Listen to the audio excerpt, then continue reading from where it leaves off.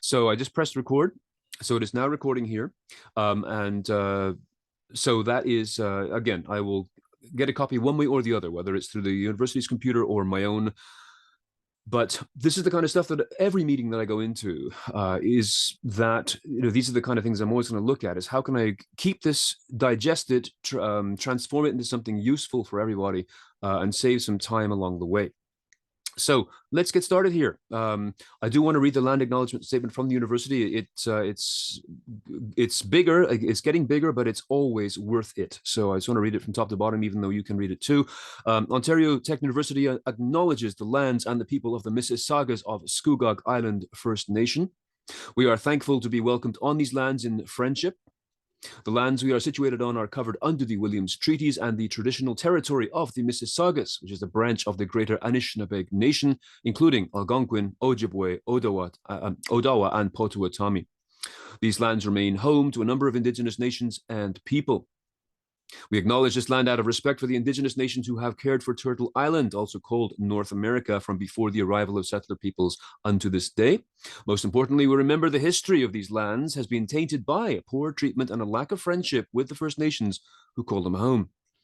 This history is something we are all affected by, as we are all treaty people in Canada, and we all have a shared history to reflect on, and each of us is affected by this history in different ways. Our past defines our present, but if we move forward as friends and allies, then it does not have to define our future. So thank you very much for joining me here today. I'm going to introduce myself, of course. Before getting to that, just the standard stuff here, your expectations. Despite the progresses we have in technology and communication, the single most important component of any meeting is when is it going to be over? When can I get out of here and get back to my other stuff that I'm doing? So our schedule is from 1 o'clock until 4 today. It certainly isn't going to go any longer than that, but I'm just not sure where and when we're going to end. I've got plenty of stuff to share with you today and next week in this topic. But since this is our first run through of this, I'm not quite sure how much of this collection of slides we will get through today. I will make the slides available to you, of course, but the pace is going to depend on your conversations, our conversations, and how well these things work. My attitudes towards the technology, of course, is camera is entirely up to you. You can keep it on, keep it off, whatever you want. Just bring it on when you speak, whatever works for you, for your sense of comfort, privacy, and bandwidth. Again, we are using Zoom in this fashion, and I'm just using Zoom specifically, but whether we're on WebEx or Microsoft Teams or anything like that, this is still video chat 1.0, a real lift and shift from a traditional meeting style, which has helped us get through the crazy last few years of the COVID lockdown and the return to work, but is by no means the finished version of what we are able to do in terms of distributed teams. That's something I will talk about today. And I've got examples of newer and better immersive environments that people can consider. They're on the edge of AI. I'm not going to go off track with our topic here today, but all of this is about technology and productivity, which is my wheelhouse. That's what I do. So it's up to you and your comfort as to whether you want to have your camera on or off. So Lucas, welcome. And could not find the join link. Yes. Oh, no, we're not going to be using the same link going forwards, actually. I'm going to be sending you a revised Zoom link for the courses after today, which is going to be my Zoom, my pro version of Zoom for next Wednesday onwards. I was chatting with Chris from the university yesterday about Canvas. There's still some issues there with regards to setting up Canvas and making it work fine. So my apologies for anyone who's had trouble with Canvas so far, but I will give you my direct email address. It's on my slides, but I'm going to give it to you right now. I will be sharing this slide deck with you at the end of the session here today. You do not need to take notes. I mean, unless you like to take notes, go right ahead and take notes. But my attitude, again, and I'll tell you where all this comes from in a second, is to just sort of take in what works. And you'll see that when I send you the wrapped up PowerPoint slide, the visuals and the mnemonics will help you recall what we're talking about here. So take notes as needed. And if I can also get your email addresses going forward, I'd like to short circuit Canvas as much as I can, so that I can actually send you next week's PowerPoints in advance, and also the link once again for next week's Zoom. And Lucas, for your benefit, the reason why I'm using my version of Zoom next week and beyond is because it has more features that are AI based, and I think it's really important that we look at that because they work, and they're here now, and they're easy to use, and they're very, very productive. So feel free to take notes as you wish today, shorthand or just simply recorded audio. If you want my copy of the recording, you can, but I will send you, as I said, I will send you the full transcript and the summarized transcripts from otter.ai as soon as this class is done. Your names are up there, which is great. So no worries about that. And if anybody has specific phonetics for their names, I think everyone's names are straight. You know, I'm able to pick them up okay. But I always, out of respect for you, always invite people to put phonetics up if that helps.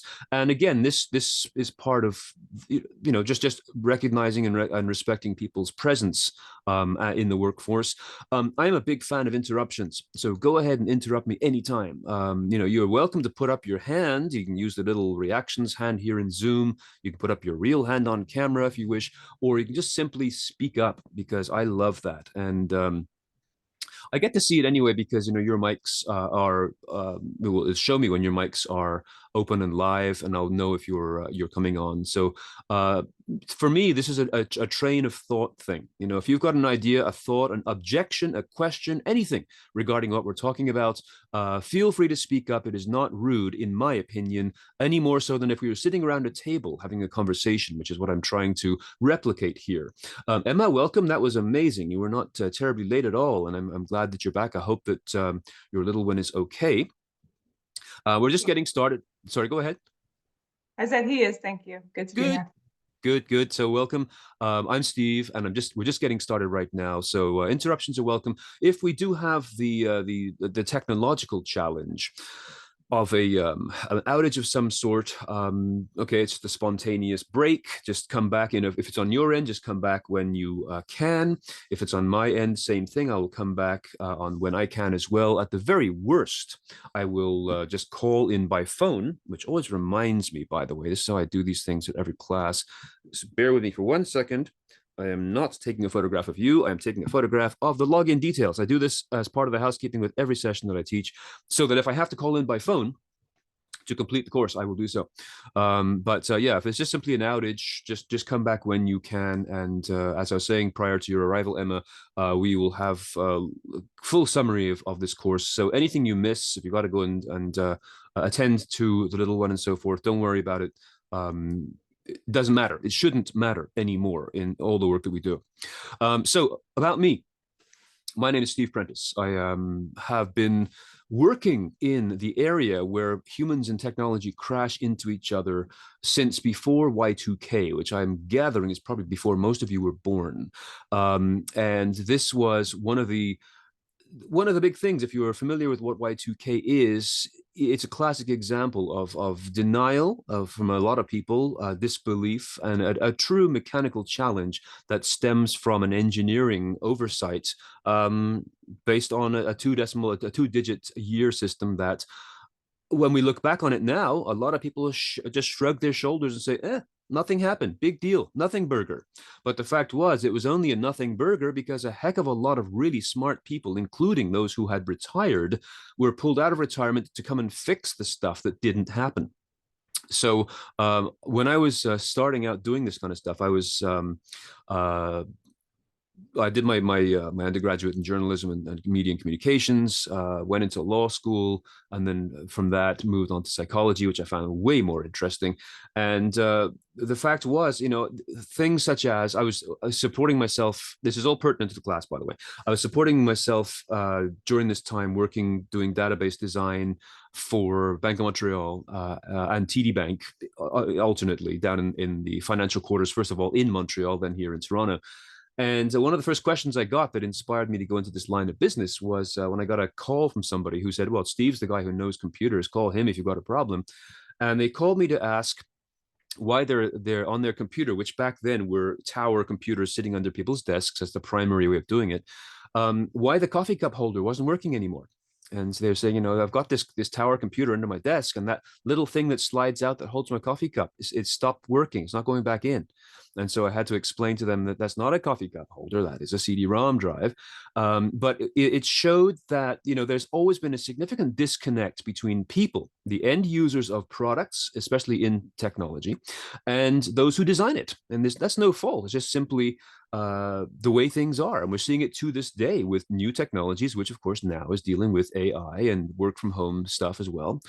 So that's where I found a niche to understand both sides and to also explain this to the C-level people as to what this stuff actually means. And I still do that to this day as well, especially in the area of cybersecurity. So I speak, I consult, I talk, I research, I do work, I do a lot of stuff in media. There's podcasts. I've got two podcasts here: the Cybersecurity Headlines and the Thales Security Sessions podcast. I produce and host them, working with other cybersecurity experts in those areas. My own podcast called Cool Time Life is just about, again, people and technology and life. And again, I plug in that solely because I believe in what I talk about. I've written a couple of books, one on time management, and then my most recent one on management of fear in the workplace and how that gets in the way of digital transformation, including what we're here to talk about today. I wrote a couple others as well, but these are the ones that are most pertinent to our stuff today. And then, taking myself out of the picture for a second, in the evenings and the weekends, I go back to my main passion, which is playing great music from the 70s, both as a solo act and also with my band, corporate band, Fleetwood Mac, that kind of stuff. So if you like that, that's what we do. So it makes for a really fun time because things continue to change all the time. And someone has to keep up with all this stuff to be able to explain what's going on in the language that makes appropriate sense to individuals. So you've got engineers, you've got programmers, you've got C-level executives, you've got people who are doing the actual work, and they all need to know something different, and that's really where I come in. So this objective of this particular course today, you've been talking with Asifa about what AI is in specific areas, and then of course the ethics of using it. And then Kathleen was talking about assessing your work area and location for what is needed. So our goal today is to talk about people, so preparing your people for this change. So there's a good degree of change management psychology into this course as well, and this, it may sound like a corollary or peripheral to the whole notion of understanding AI, but again, we can understand what AI does as a technology, but if we don't recognize what it does to the people who are expected to either use it or become expert in it or not make mistakes while using it, that's a big hole, a big gap. So this course today and next Wednesday is about people and change, and then we'll talk next time about leading people through the change as a sort of a leadership role. But there's more and equally interesting stuff there too, hopefully. So enough about me. I know you have introduced yourself to Asifa and to Kathleen as well, and I don't want to burden you with having to do the same thing here.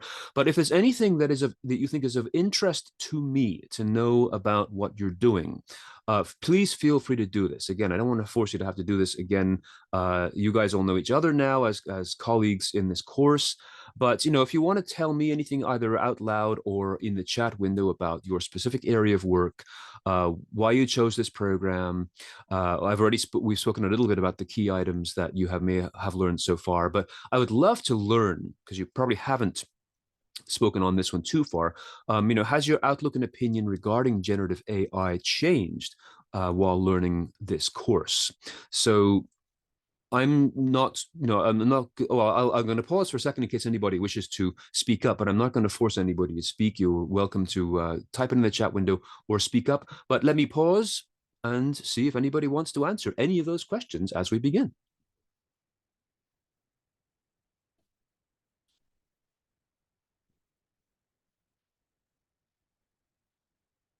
Well, maybe I'll sort of speak up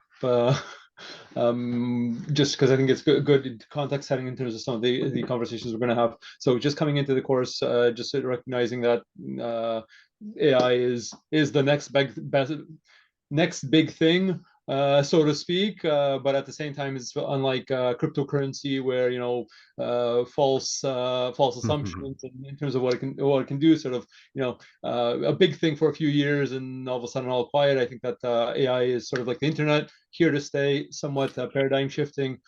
So want to get ahead of the curve. One of the key interests that I have is in terms of understanding how best to use AI, because especially in the last few sessions, I've been using the saying, when you've got a hammer, everything's a nail, and another one of those opportunities. So I want to make sure that we're moving on forward and assessing from the technology perspective, from the people perspective, and that. And accounting that way, from security, from business needs, from organizational needs, in terms of organizational management. Fantastic. And just before anybody else speaks up, if they wish to speak up, I will just address one great point you made, Lucas, about cryptocurrency. And you're quite right that it did seem to be sort of a bubble of some sort. It's continuing to this day. But it's also important to distinguish in one's mind between cryptocurrency and the blockchain, because these two things often get combined, because everyone's heard of Bitcoin and Ether or Ethereum. And all this kind of mystical, magical stuff that you get prompted to invest in. But the point is, cryptocurrency was a mathematical and theoretically perfect concept for a governmentless system of money that got immediately tainted by humans who are just really good at doing that kind of thing. But I would not want to throw the baby out with the bathwater there. Blockchain technology and quantum computing is going to be the next major quantum leap for us, and it's awfully close. I mean, quantum is now available in the next update of your Apple iOS, and it is going to be another significant change in everything. But blockchain has a lot of capacity for safe storage, that it will leads into the area dealing with passwordless security. So just as a side point, yes, you're right. Bitcoin, great in concept, never took off for reality because it just was too bizarre, and just too unstable. You can't peg a currency that can change by thousands of dollars over in a few hours. But blockchain and quantum computing are things you all would want to keep in your mind, keep aware of, and observe through passive learning, which I'm going to talk about today, just to keep that fine-tuned as we go through right now the waves of AI. But totally, yes, AI is a game changer on par with access to the internet back in the 90s, access to a computer back in the 80s, and access to a telephone back in the 1920s. So thanks, Lucas, for those points. But anybody else, anything else you wish to bring up as we start? I can share. One thing that's sort of been more fully emphasized through this course is just the sort of foundational culture shifts that will need to happen around data literacy, and everyone having sort of a data-centric approach, and with that sort of building our capabilities around creating data sets that are more human-centered, and think about like the applicability of data within generative AI in terms of like how that impacts people in a real world sense. So that's something that this course has got me thinking about. Excellent, fantastic. So, I mean, data literacy in so many ways, not only creating media, but also, again, critically understanding and critical thinking about inbound information. So I've got some stuff coming up on that as well. So that is great. Thank you for those comments. And if anybody else, wants to add, just as I said, just jump in, interrupt me. I love that. It to me, it shows that people are processing, they're thinking, and they're working through things. So I think it's a great thing, no matter what our parents may have told us. It's really great in this context here. So let's think about where we are today then in terms of what we're talking about in the understanding of generative AI. The questions, these are just sort of basic questions. You don't have to answer these out loud here, but when you look around at the kind of things your team has already started using in your organization, it's likely that everyone has tried Chat GPT. I mean, I know you all have because you had to do it with as an assignment with ASPA at the very least, and it's kind of neat, isn't it? The first time you tried Chat GPT, but I would love to know what your feedback. I may be leaping ahead of my own slides here, but I just want to love to know if you've tried Chat GPT. What were your takeaways from what it provided to you?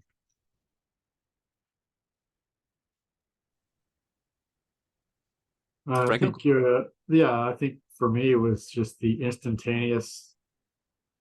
The two things I take away from it when I first started was instant and volume. So not only the instantaneous feedback, but the amount of feedback, and you could throttle the amount of feedback you wanted as well. So I think it was not necessarily quality because it wasn't really the expectation, but it was just like, hey, how much faster than Google is this if I want to find out something now? Which of course it was it's dated information, Yeah. um, but other tools do different things. So those are the two takeaways that when I first tried it out was the speed and the volume of information it provided. It's quite shocking to sort of say, give me 2,000 words on whatever written in the style of whatever, and in less than 30 seconds you've got this. That is amazing compared to, as you said, lining up a bunch of pages that you do through a Google search, or again in the times earlier than that, going down to a library or somewhere and trying to find, pouring through physical books. So some amazing stuff, and I'm sure you've gone through in detail the limitations and the problems with hallucinations, and just the fact that it's not an intelligent machine. It is just simply a great writer of whatever it happens to see in front of it, and then puts it together in decent prose. But again, these things will change and evolve very, very quickly. So this is one type that your team, your organization may have already started to use, and hopefully with those suitable caveats to say that this stuff must be very carefully reviewed and understood because of its enormous potential for errors.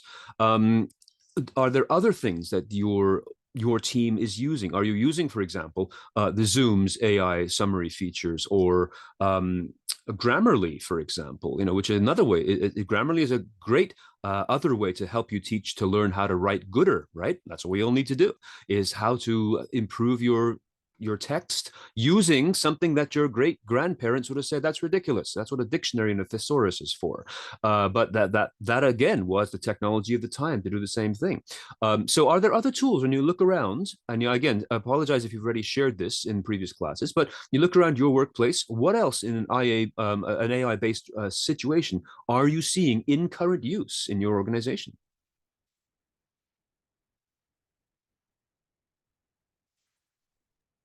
I see a hand up. Jennifer, go ahead. Hi. So we're actually not using AI really with these tools at work. Interestingly, I'm taking this course for personal use and personal interest. And I had started with ChatGPT, and I was using that mostly for social media posts and different letter writing and stuff. And of course, through this course, I've learned a ton of information. And now I find I'm using Copilot Mm-hmm.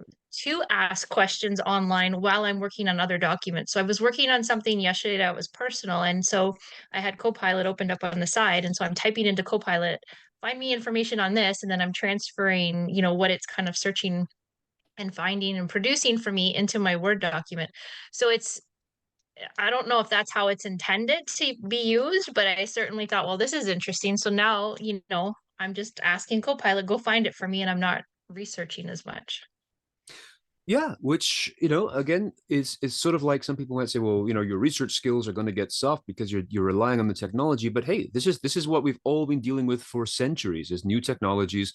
There was a time when school teachers were worried that students writing on a piece of paper or even a slate, which is a piece of stone, would impact their ability to remember things, because now they're using new technologies to write stuff down.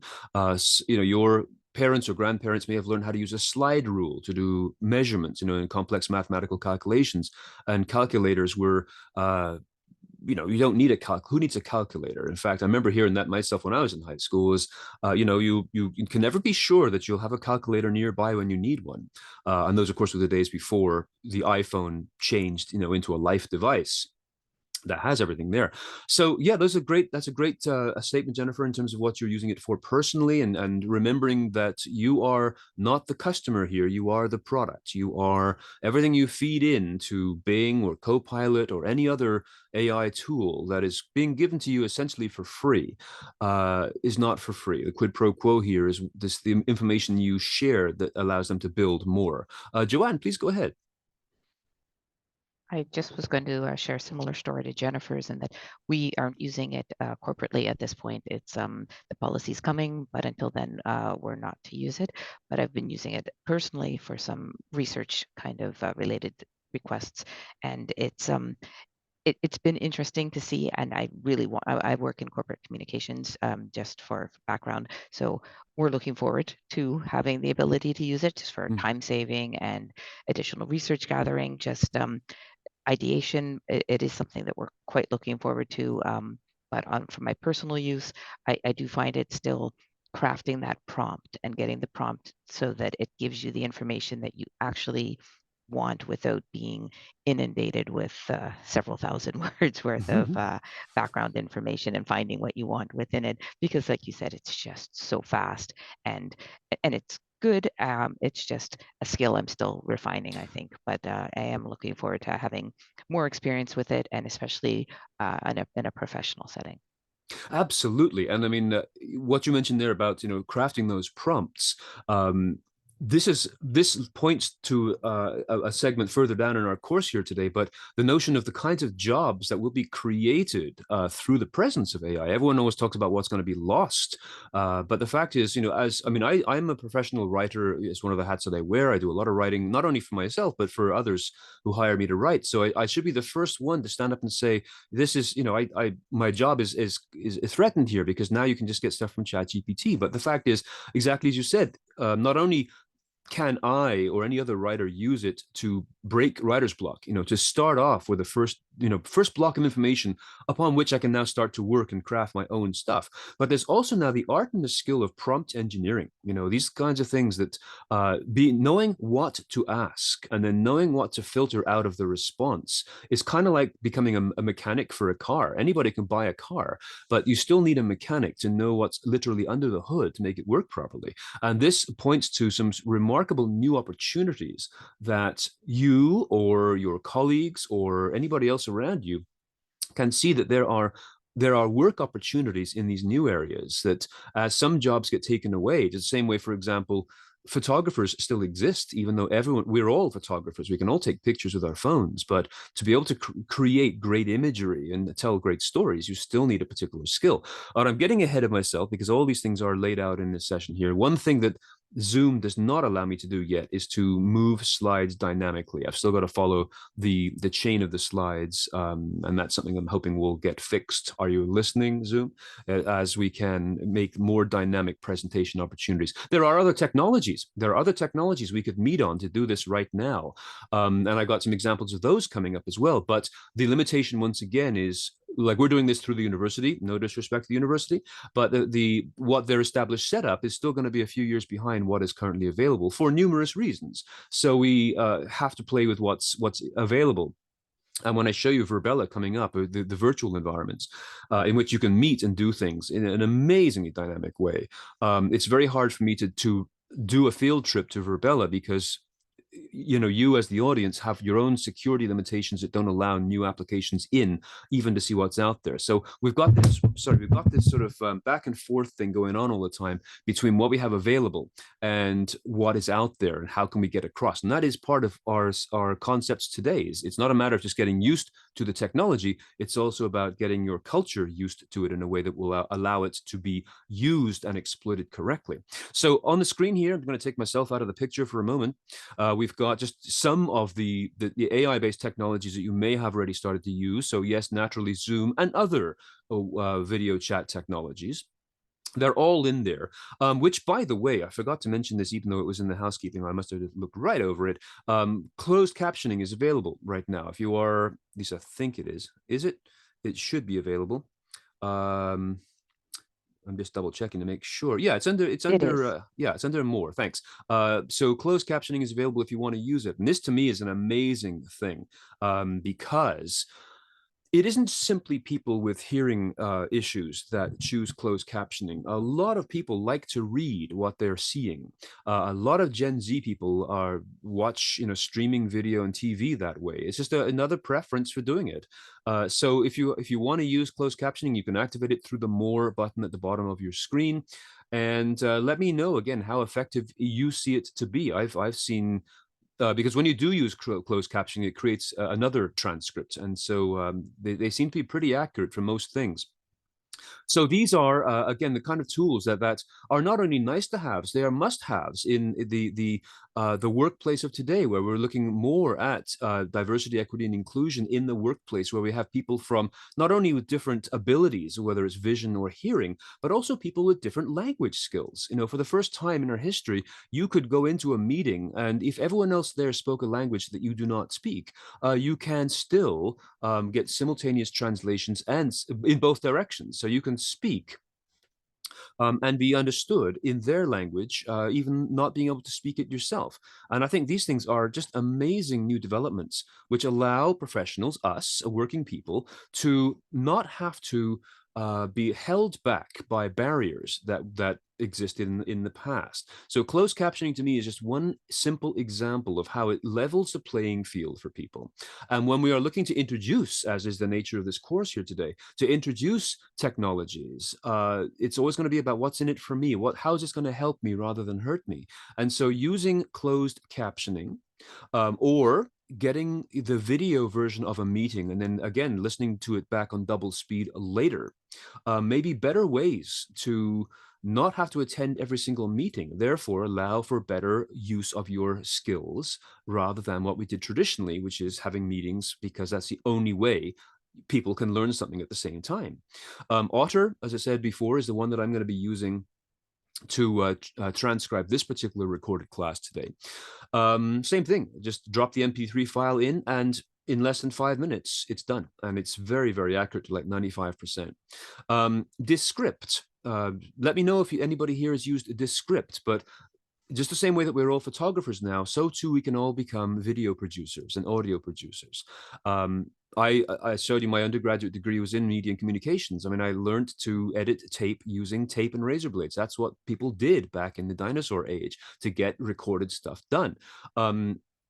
I particularly to this day, I still use things like Adobe Audition to edit sound files because I just like it. I just enjoy it. But Descript, if any of you are looking to create videos for your team, and we're not just talking about leisure stuff at home, but perhaps for your team, educational, informative videos, communication videos for your team. You are the leader. You want to get something that's easy, compelling, and fast, just like TikTok Shorts would be. They don't have to go up on TikTok. But they may be videos you want to just simply create and produce for your team, but you don't want to climb that learning curve of how to edit sound, edit video, and put on captions. No big deal. How does one button sound to you? How does one press of a single button that creates this for you in a way that looks like any of the shorts you may have seen on Instagram or video, or Instagram or TikTok? You can do it. If you need to edit stuff, rather than having to edit waveforms or tape the way that old school approaches were, now Descript will allow you to basically will transcribe your video for you. And let's say you want to do a do-over. Let's say I say a sentence and wait a second, I want to do that again. So, I say that kind of thing in the video and the audio track. All you got to do is select those words. Wait a second, I want to do that again. Delete them like you would in Microsoft Word. Poof, they're gone. And the sound editing is flawless. So these things are there. It's AI-based video and sound editing for people to use, whether they are professionals in that area or not. As managers, as leaders, as individual people who want to communicate, these things are now well beyond the world of email. But we've also got AI-based grammar proofing with things like Grammarly as well. So we've got lots of things that are already back, that are already being used or we are becoming aware of them. And it's the matter of bringing these things into our world. So, I mean, you don't have to answer all these questions. I mean, this is my first run through of this particular course. And so I create slides that I might need or might not need. But as you look around, my challenge to you in asking a question like this, what types of AI do you anticipate incorporating? Rather than answering this with brands, I would invite you to answer it to yourself by saying, what could we use? What could we need? What would help us? Maybe it is simultaneous translations for people who are well qualified professionally to work here, but maybe not fully comfortable speaking English as their primary language, if that's the one you're working in. What could we anticipate in terms of the traditional definition of the word, looking forward to, that might help us with meetings, so we don't have to listen to a meeting while driving in the car to join a class next week? But what could replace that and still deliver the information to the individual personality styles in our working environment? I've been teaching humans, adults, for all the time that I've been working as a professional. And, one of the things I notice is we're very different. I mean, people have different skills and they also have different personality types. And those who don't want to speak up, in a classroom setting like we have right now, it may be that certain teachers will say, well, let's break into groups and do these kinds of discussions, doing breakout sessions. I mean, you may love them, which is great, but a lot of people also don't. And those who don't like being dragged into breakout sessions kind of dread that. And I will put my hand up and say, I'm one of those. I hate those things. So I want to learn my way. And I'm not trying to single myself out here, but the fact is that people all have different personality styles. If you are the quiet one who sits in the back of a room and doesn't want to ask any questions, hey, so am I when I'm the student. If you are someone who loves to lead a team and do creative stuff, that's great. But we're all very different, and we all need to be able to learn in the way that suits us best. Even if you are a night owl or a morning person, how does that impact the timing of classes or of any learning or working situation?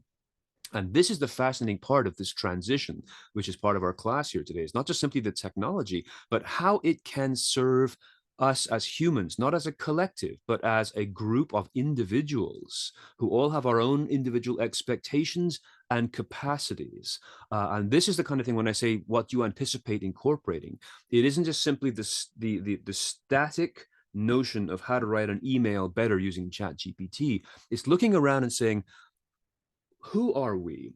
What do we need as individuals? How can I retain my best people? And even the ones who appear not to be our best people, match them to tasks, jobs, and responsibilities that better fit their mindset, their lifestyle, their approaches, their abilities, their alternate abilities, in a way that we never could before. That's the amazingly liberating thing about the technologies, is that they are built to suit. And so if you have trouble writing or thinking in a particular way, ChatGPT may be able to lay out a few things for you as the first steps up, as a leg up. Whereas if you're somebody who wants to lead and be better as a leader, what do my people need from me? My accessibility to them, even if they're working from home or working in the workplace, how can this work? So the term anticipation here actually has a different, rather than sort of saying, what should we buy next, it's what do we need next, and what do we not even know that we need right now that may be available. Now, again, leaping forward a few slides, I mentioned earlier about the notion of passive learning, and so I will formally address that later on, of course. But one of the things I'm hoping to deliver to this course today is to attune your mind to the possibility of what's out there. And that's not said with any disrespect. Maybe you already do that. But the fact is, this is not a class on how to use ChatGPT. It's a class on how to assess and the changes that are going to affect our teams and ourselves. And what can we do to make life easier and better for all of us as individuals? And this is just a matter of looking around and seeing what other people are doing. Now, there's, social media has been around for a while. And in the last year or so, we have seen big changes with Twitter. Now, I am going to say right now that despite all the chaos and all of the stupid, offensive, ridiculous material that exists on Twitter to this day, it is still one of the best places on the internet to learn passively. Because once you filter out all that stupid, offensive, and ignorant stuff, you'll find that hidden behind them is still a lot of smart people who still share their ideas, thoughts, and innovations to those who want to see it. We're in a world right now where, fake news and all this stuff is dominating, and there's a lot of hatred and anger and all kinds of other, emotionally offensive stuff going on. But I am going to say, and I will repeat this later, that when you want to learn passively what's going on in the world, there is still no better place than Twitter. It requires filtering, muting of several keywords, terms, and even names and accounts. But the fact is, if you went into a bookstore, like a huge old school bookstore, where there's thousands and thousands of books, nobody expects you to read every single book in a bookstore. Same thing if you went online to Amazon or Barnes and Noble. Nobody expects you to read every single book, or Audible, uh, Kobo, any of these suppliers of audio or regular books. You don't read them all. You find ones, you take a chance once in a while, and you find something that fits your interests. And that's all we have time for in life. But it's the same thing here. We can find the good stuff still on Twitter if and after you have filtered out the junk. And that is a matter of just using the privacy settings in Twitter to filter out certain keywords, in particular certain names or things going on in the world that you don't want to see anything about. Let's say that astronomy is your only interest. Great. So you can filter out a lot of stuff and just focus on scientists who are studying astronomy and talking about it. And it becomes still an amazing radio that you can tune to a certain frequency to get the things you need as part of your passive learning undertaking. So here we are today in a formalized class with a fixed start and end in a series of classes that are taking up your Wednesday afternoons for this time. It's an investment in your career to be here, and I appreciate your being here. But the fact is, the learning doesn't stop today. The learning can continue because, as you mentioned earlier, this is about literacy. This is about data literacy, that you can learn where the good stuff is amidst an ocean of wastefulness. And so I invite you to consider that concept as well, because when you're thinking about what else could we anticipate incorporating into our workplace, the big sort of challenge there is, well, I don't know what's out there. What do I know that's out there that we could use? And passive learning starts to perk up your ears to things that otherwise would have gone straight past. And honestly, Twitter and LinkedIn, which I'll also speak to later on, are the best resources for passive learning out there. So as an outcome of this class, I'd invite you to consider, especially if you have rejected Twitter outright, and I do not blame you for doing so. But the fact is, it's still the most interesting place on the internet for serious learning. Okay, LinkedIn is the best place for career furtherance and network management, and something else that is very, very important. Even if you have no desire to change your job, your network of people is going to be as equally important to your network of knowledge. I'm on a number of other Twitter alternatives, and none of them have gained that critical mass yet that Twitter has. And notice how I continue to call it Twitter, not X, because I believe honestly that it will come back into safer, saner hands reasonably soon. But the fact is, if you have thrown it away as being a seething pit of hatred, I do not blame you at all, but I invite you to think about it twice, because there's a lot of good stuff out there. So in whatever line of business you're in, there are colleagues and mentors out there talking about things that are developing, and that's where you learn how to anticipate what you next want to bring in. So my next questions, and the slides are not all going to look like this. I mean, most slides are going to be images anyway, but my next two questions that I want to ask you is, number one, as perhaps since you've been taking these courses, and this is again, this is not just housekeeping, this is not even housekeeping, this is pertinent to the class here, of getting a sense of what sort of feedback or reaction have you encountered from your colleagues with regards to the introduction of AI technologies in the workplace. Perhaps as you've been talking about the courses you're taking, or just in general, because this session today and next Wednesday is about managing change and the attitudes people have towards change. So to set that stage, curious to know, what sort of feedback have you heard from others other than yourself about the notion of AI technologies in the workplace. So I'll pause for a moment in case anyone has some comments about that. I'll just quickly from my perspective here, I think that the general consensus here is, how quickly can we learn everything we can about this, and how do we get ahead of what's coming? And it kind of feels like that March, early COVID, when we were moved entirely online, right? We were one of the first university to kind of to do that.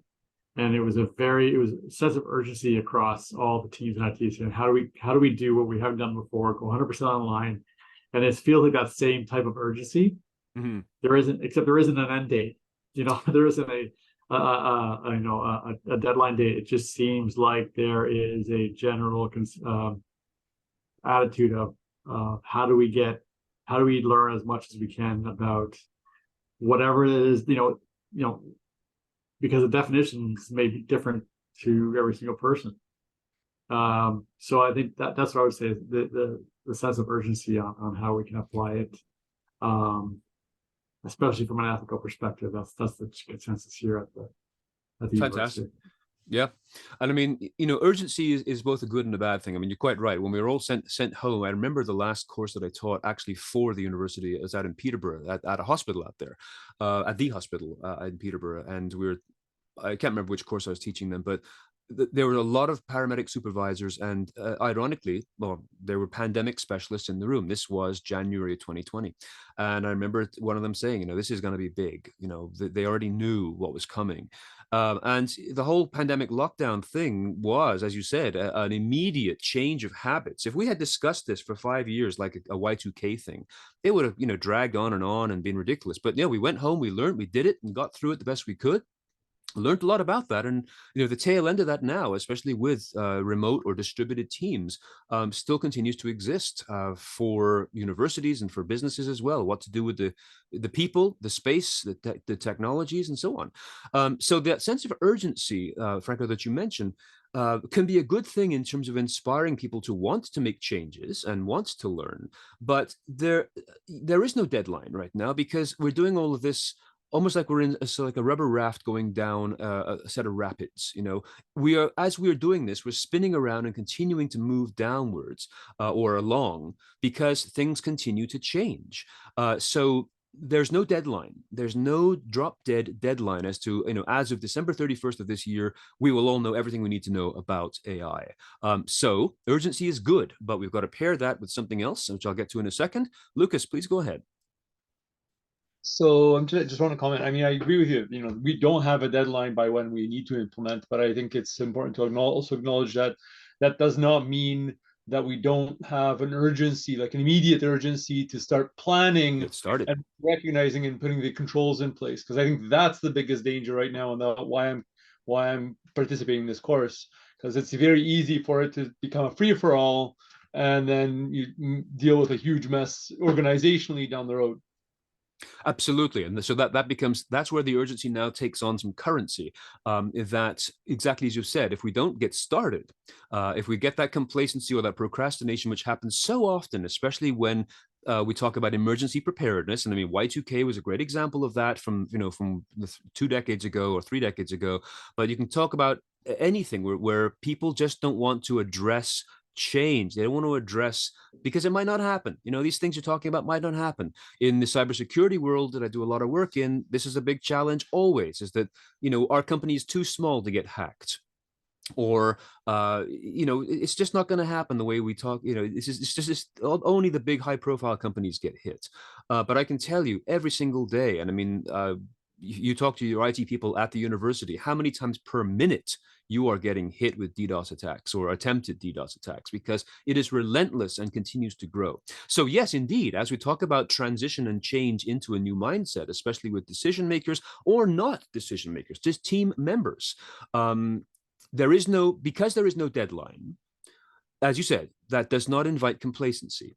In fact, it's the opposite. We are, as I mentioned a moment ago, going down these rapids in a rubber boat here, spinning around, and this river does not end. So we have to get started paddling here, at least to get some control. And this is where it starts. with communicating the team as to what needs to be understood and known, and how to collect maybe a collective knowledge base as well. So excellent observation, and this is again part and parcel of what we're speaking of in this course today. Emma, please go ahead. Yeah, I was just going to add, like in our organization, I work for the Regional Municipality of Durham, along with Joanne as well. We're colleagues. We're hearing what others in this group have shared, like the urgency, the people that are excited, and they want to sort of see us think about the scale of the change and be strategic about it and get going.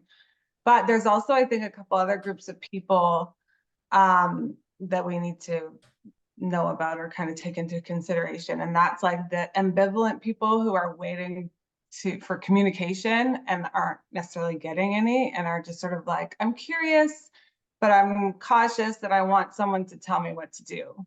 Yeah. And then there's also people who are super scared and are actively saying, like, don't adopt AI, it will take my job. We actually I work on the innovation team, so my team has a little bit of a role in sort of understanding change around generative AI, and we did a survey and focus groups just to kind of start a bit of a conversation and inform some of the things in our organization. And there was a surprising amount of respondents to the survey that were very against AI, which surprised me a lot, actually.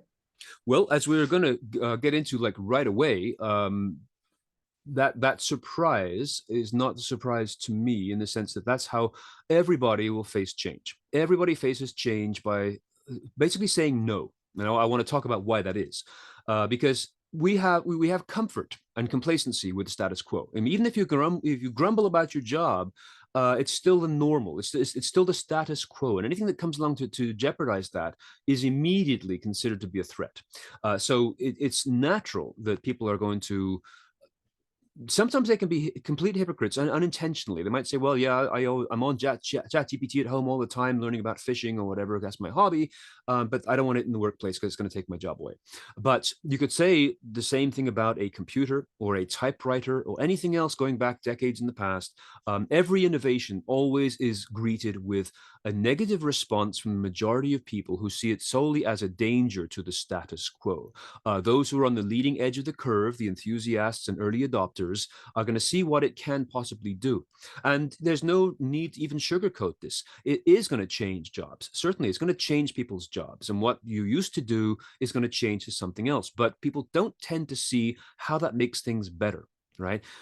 If we said that an AI-based chat tool like ChatGPT or similar will help you create more concise emails, that seems weird. You know, you're used to sitting down and typing something, but the fact is, if that gets things done more efficiently and more quickly, and removes the need for more meetings, or the classic excuse we have all used, even when it's not true, I'm sorry, your email must have got into my spam folder, I never saw it. Instead, we can send a 3 bullet point summary of a 600 word or 6,000 word idea. We get through to people's minds more quickly, and things can continue to improve. Just like moving from horse and cart to automobile, you're always going to get the people who push away and say, my horse has never run out of gas. These cars, these automobiles, they'll never last. This has been the calling card for everybody facing change, as we will see in the bulk of this course today. So great observation. So we want to, provide you with some of the tools and skills to not in any way belittle or diminish, like remove the fear people have, but to address it, and to address it intelligently and compassionately, to allow people to see what it is they need to understand and to do what they need to do, because maybe their fear is not so much about the technology, but ultimately it's going to come down to losing their job, either by being replaced by a machine, or because they make mistakes with the new technology and therefore are going to look less competent than they used to. And this, again, not only with regards to individual working people and their jobs, I see the same thing with managers. You talk about the whole work from home thing, and you may all be managers, of course, and so I'm aware of that. But the fact is, a lot of managers are afraid of having their teams work from home because they can't see them, and worse, those employees can't see the manager. And that dynamic has changed in terms of how a manager defines themselves in regard to their team, and whether they can trust their employees to do work from home, which I find an amazing concept, but it's central to so much of the problem that the work from home remote team concept has brought on us in the last 5 years. So this is the same kind of thing: is what is this stuff going to do? I don't know enough about this to be able to make a solid decision. We are here today to allow that kind of change and mental and emotional transition to take good, healthy form with your team. So I'll skip this slide because we're sort of just covered this again. Again, this is my first draft of the slides for this presentation. Some of them are redundant, but I do love the whole idea that we've now talked about already, that, back in my day, this was how we did things. And I don't like to change that. I don't see a need to change that, and I will resist change forcefully. Now, this is not 100% of the time. And one of the best mnemonics you have is right in front of you right now, and that's your own phone. When the first mobile phones came out in the early 80s, you may have seen photographs of this, and feel free to Google this as we're talking, by the way. A briefcase size thing that was a radio transmitter, basically. There was a movie that came out in 1970 featuring a very young David Bowie when he was first becoming a celebrity star.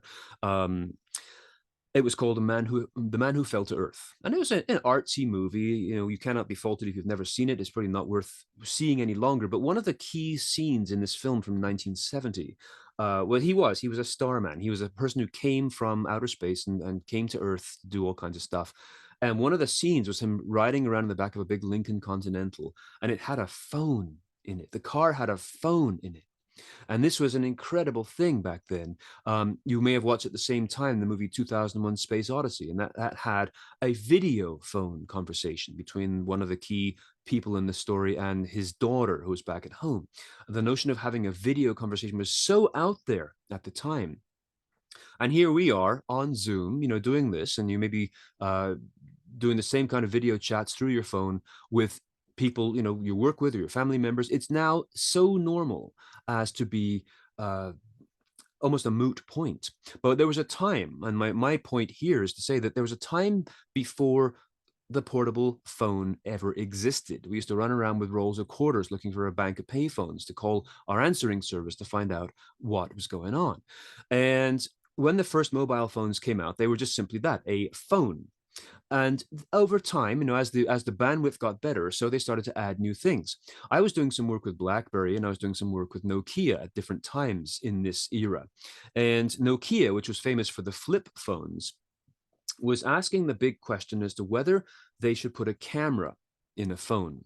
And the answer was, and when they asked the public in focus groups, would you like to have a camera in your flip phone? No, we don't need a camera in a flip phone. A phone is a phone, a camera is a camera. We don't need them to be blended. Besides which, if everyone walked around with a camera in their phone, where would our privacy go? We'd be watched all the time. And this was a big concern back then. But as we know, to this day, it happened, it emerged, and we got, this life device now, in which the telephone part is only a small element of what your iPhone or Android device now does for you. But the fact is, when you ask somebody up front in advance, do you think we need this? The answer is always going to be no. Tell me if any of you ever had a BlackBerry in your previous years. They were an amazing device. And I mean, when Barack Obama got elected president about 1,000 years ago, one of the issues that he had a problem with was that he didn't want to give up his BlackBerry, because it was well known for being a very secure device made here in Canada, and it was a very, very secure device, especially for government employees. And people loved their BlackBerries more than anything else. Now, if you know the story, in fact, I'll pause to ask you if you know the outcome of this. But obviously, very few people are carrying BlackBerries to this day. And I mean, the irony of worrying about Barack Obama using his own BlackBerry compared to the fact that at Mar-a-Lago, the Trump compound in Florida, you can log on to the local Wi-Fi from a boat moored 300 feet offshore. The changes in the perspective of security in that sort of 10-year period is actually mind-boggling. But do any of you know why nobody carries BlackBerry phones anymore? Why did they go out of business? Lucas, go ahead, please. Well, just before I answer that, I know that they built a specific phone for Obama, a BlackBerry device that was even more secure. But to that point, I'm guessing one of the reasons around why nobody's using it any longer is actually multiple things. It was too restrictive. The platform was closed, and I mean intentionally so to a certain degree to ensure that security.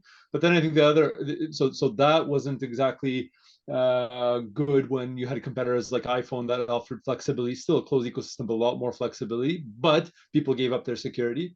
But at the same time, I think the appeal went away once BlackBerry started, sort of opening up to certain governments and saying, hey, yeah, we'll give you access, where before it was actually truly a closed system, that they had the encryption keys, where it was a truly secure device that even if a government wanted to get access, they couldn't because, hey, you can't. But then they started introducing those holes in there. And there was all of that is absolutely correct.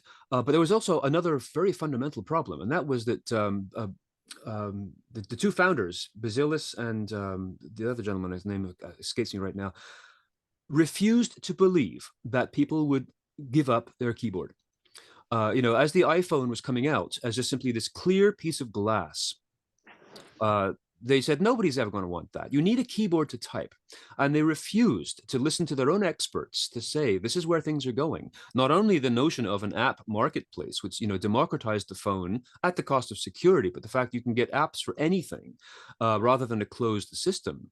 The fact was that the public basically voted with its feet and went across to the devices that were easy to use. And in the words of Steve Jobs, it just works. You press one button and it starts. And they refuse to do that. And that's why BlackBerry doesn't exist as a phone company anymore. They're a security company, but they don't make phones any longer. Lucas, please go ahead. Just to comment on that, because I'm not that I disagree, but I think one of the other key focuses there, and I think it's applicable in this course, is not that they necessarily were wrong, because a lot of the people that loved BlackBerry still continue to love keyboards, and they were looking for those keyboards. Yeah.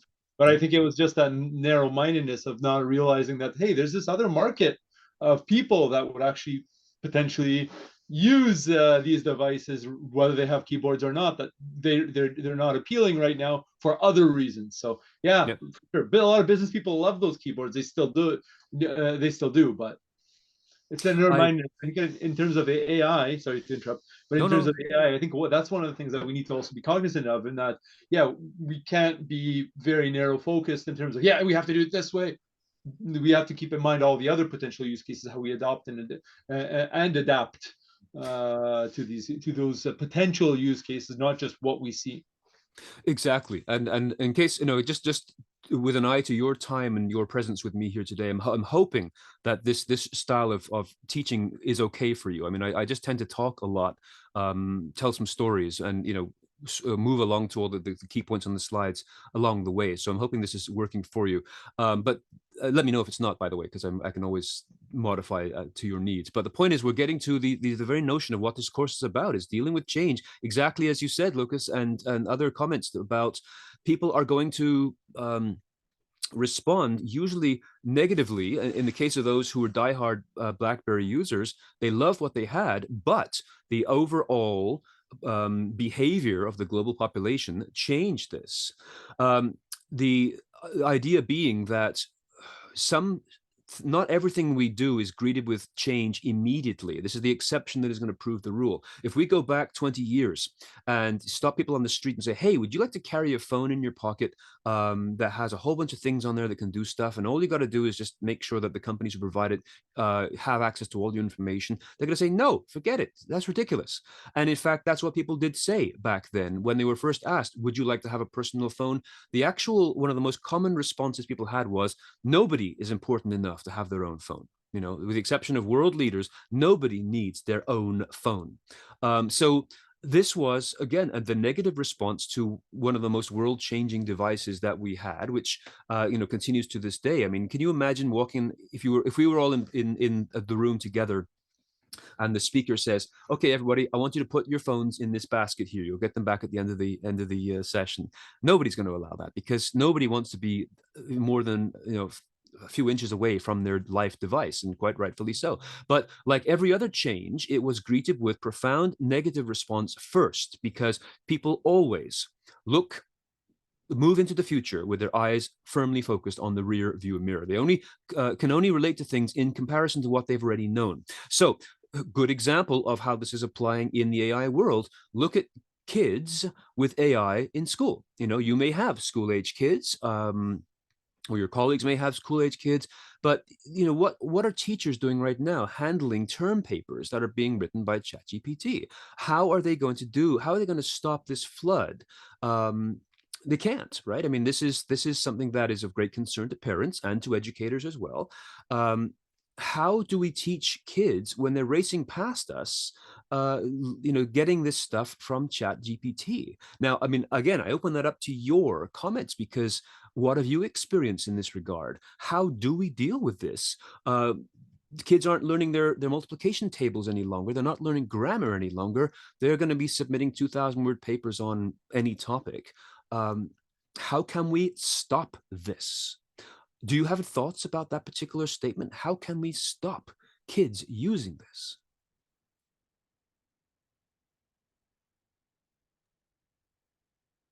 Maybe we shouldn't stop them. Mm-hmm.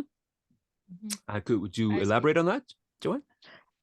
Sure. Just that I myself struggled with the times tables and memorizing them when I was in school, but I've managed to survive without that knowledge using calculators and other tools. Yeah. So the jobs of the future are such that we don't even know what they will look like. Like, we can't compare today's expectations with the future 10 years from now, especially with the rapid change that is being brought on by AI. So perhaps it's best to let them take those tools they have now that presumably will still exist in 5 years, and run with it, because those tools are what's changing the job market, the learning environment, everything. So let them use them. Let them use them. A very provocative statement, the one I agree with, but it's definitely one that people are struggling with. Jennifer, please go ahead.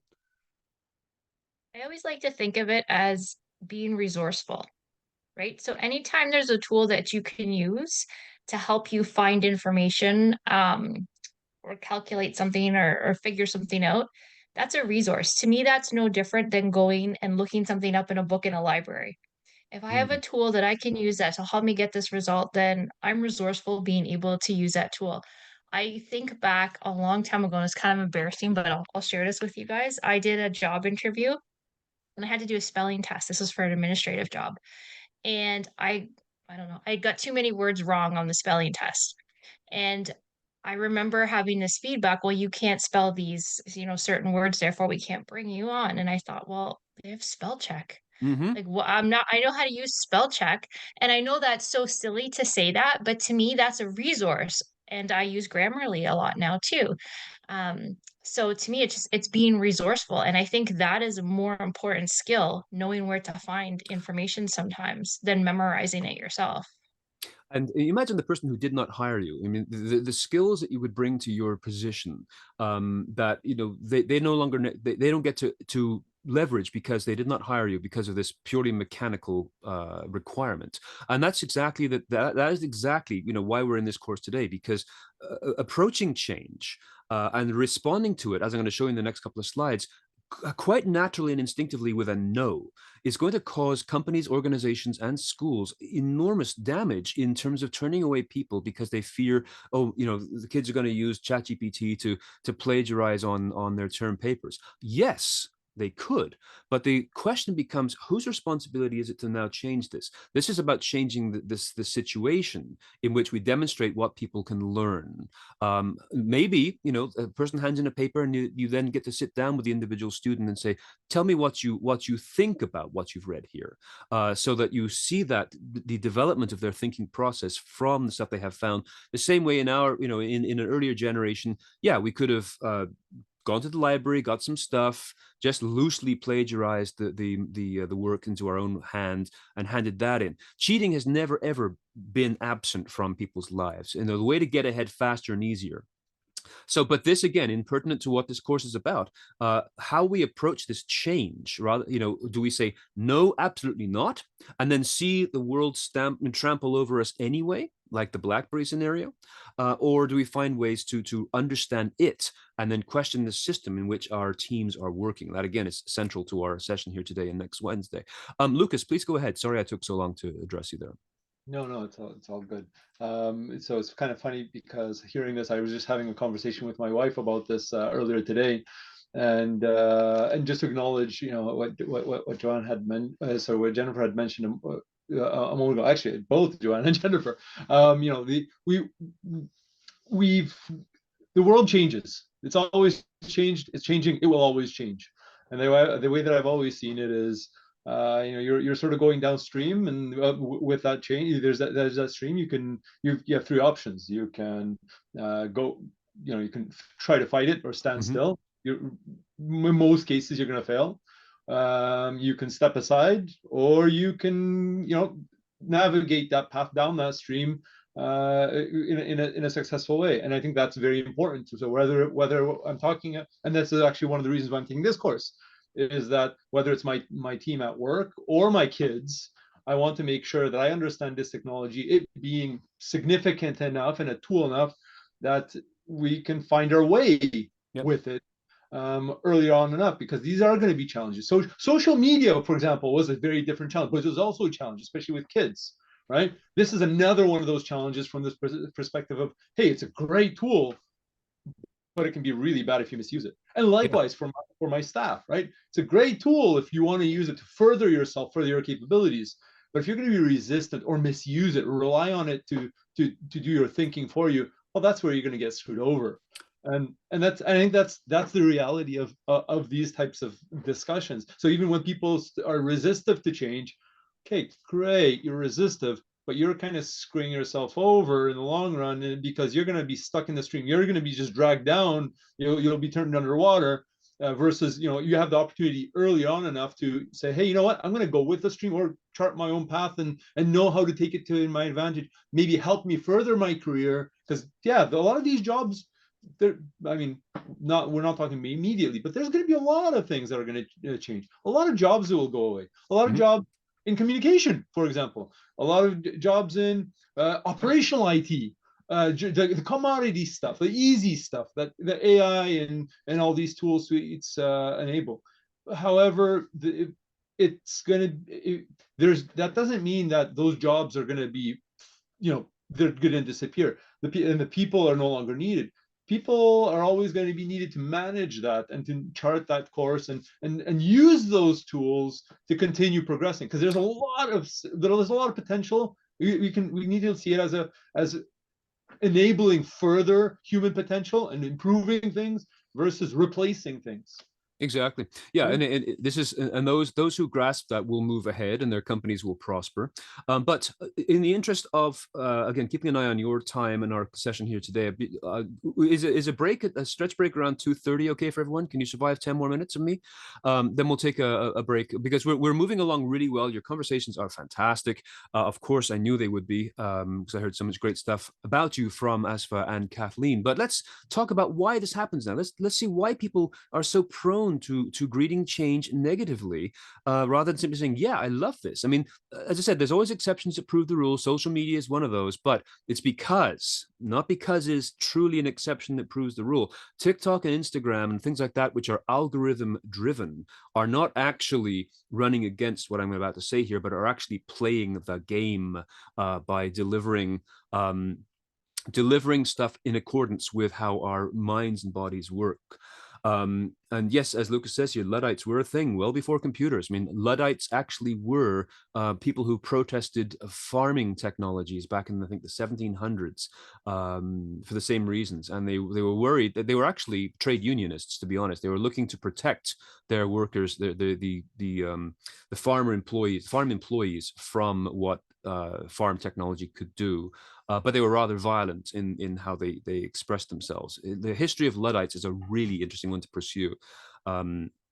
When we conclude this course, I'm going to share with you some podcasts you may want to listen to, which teach this stuff so easily, because it is a history of business in ways that is very, very palatable and easy. But let's get to the human brain first of all. That's one of the reasons why I'm here, and it's one of the reasons why I pursued the psychology path of things, because understanding how this thing works, this human brain, is part and parcel of our challenges here today. Change is not comfortable. This nice image of the human brain, stylized, because they're not actually blue like this, but it does show the two key parts that are of real interest to us right now. The first is the exterior, right? The part on the top, this bumpy thing that exists on the outside of the brain, which is your cerebral cortex. That's the part that does all the thinking. That's all the thinking that we do. It's stylized in this image here. These sort of like lines and striations across it kind of represent the pathways of electrical charges through the neurons of the brain. But let's say, for example, that I ask you to think about penguins for a second. You know, to my knowledge, there are no penguins in our environment right now, unless you have a toy one or even a real one in your office with you. There are no penguins here, but all of us can generate an image of a penguin instantaneously from the storage banks of your brain based on your own experience with penguins in the past, whether it's seeing real ones in real life or images of any sort. The capacity for the brain to pull facts of all types from the storage areas and then to process thinking in the way that it does is, you know, singularly unique in all of our physical experience as a living creature. And that's one of the reasons why the brain is bumpy like this, is it maximizes the surface area of this exterior part of the brain structure, which does all the thinking. Deep inside the brain, as you know, you've got centers for processing vision and hearing and balance and long-term memory. But the processing happens on the outside. But the reason I bring this up is the piece that is sitting there at the bottom, the stem, the brain stem, the medulla oblongata, as it is called, which is the part which connects to the spine and which does the most basic elements of human life, which is breathing, pulse, keeping your pulse rate going, keeping your natural autonomic breathing system going, and of course, reflex, fight or flight, all that kind of stuff. Basically, it's the department of staying physically alive. So all of the highfalutin stuff there in the brain that we do all the thinking and pondering about is one thing, but the department of your brain responsible for just keeping you physically alive is at the base. And these two parts are constantly in conflict because the base of the brain is there to say, let's stay safe. Let's not do anything to damage the status quo. Whereas a lot of our thinking part of the brain says, what if we do this? And we're constantly in this battle. If you've heard the term fight or flight, that's a response, where you stand and fight against a danger or you run away from it. It's not a conscious decision usually. It's an autonomic decision. You just simply do what you feel is right. Often that works. Sometimes it does not work well. If you saw, for example, the January the 2nd, the Japan Airlines had quite a catastrophic air, not a crash, but an incident where their plane actually did hit another plane on its way to do some earthquake relief. Now, I always preface this by saying I don't wish to trigger anyone who's been through that kind of trauma before. So if you wish to, feel free to turn off for a couple of minutes here. But if you want to, learn a bit more about that, aside from the people who were killed on the smaller plane, which is a tragedy, it's remarkable to see that 387 people got off this plane safely because it was designed to address the fight or flight responses people have and to get them out of the plane safely and efficiently, even with half of the doors not fully working. So it was a really great example of the fact that these kinds of things are built into a lot of systems proactively to recognize that humans still will fall prey to fight or flight response before clear thinking at any time, even to the point of why they do this whole demonstration of how to connect your seatbelts in a plane. It's because muscle memory needs to be injected into a human. You can't be logical at a time of great panic. So this means, going back to where we are today in terms of managing change in the workplace, the same responses are at play. Change is a threat. It poses a danger. Unless there is an easy barrier to get across, like, hey, Facebook is fun. You press this button and you can see people you haven't seen since high school. That was another good example of something that was easily adopted because there was no threat barrier to it. But pretty much when a technology like AI comes into the workplace, it has a very high threat barrier. But so too does the whole notion of working from home or not working from home, or anything else that becomes a significant change in one's working environment or even private environment, your home life, your other life.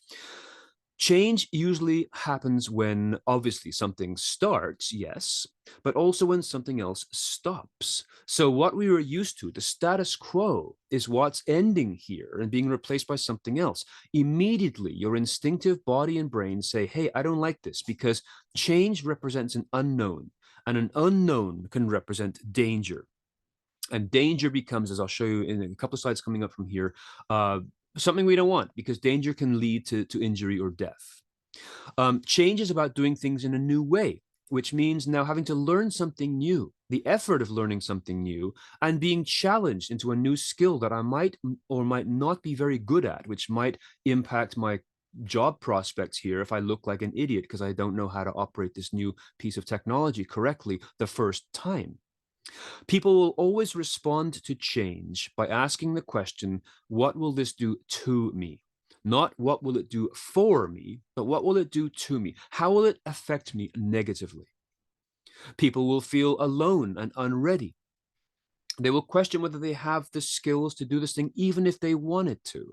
A classic example that I use all the time is password management software. One of the best ways to ensure that your organization, not just yourself, but your entire organization stays safe from hacking, phishing, social engineering, and all the other crimes that can be committed against your organization, just through the use of careful maintenance of your passwords. But people are very afraid of looking stupid if they don't get how to use them the first time. And I'm saying this because obviously it's not we need to learn it a few times to get it right. And this ultimately leads down to the ultimate fear, which is, again, the fear of life or livelihood being lost if I lose my job because I can't appear to do my job correctly. And the last slide I'll show you before we take our mid-afternoon break here is, what does this turn into?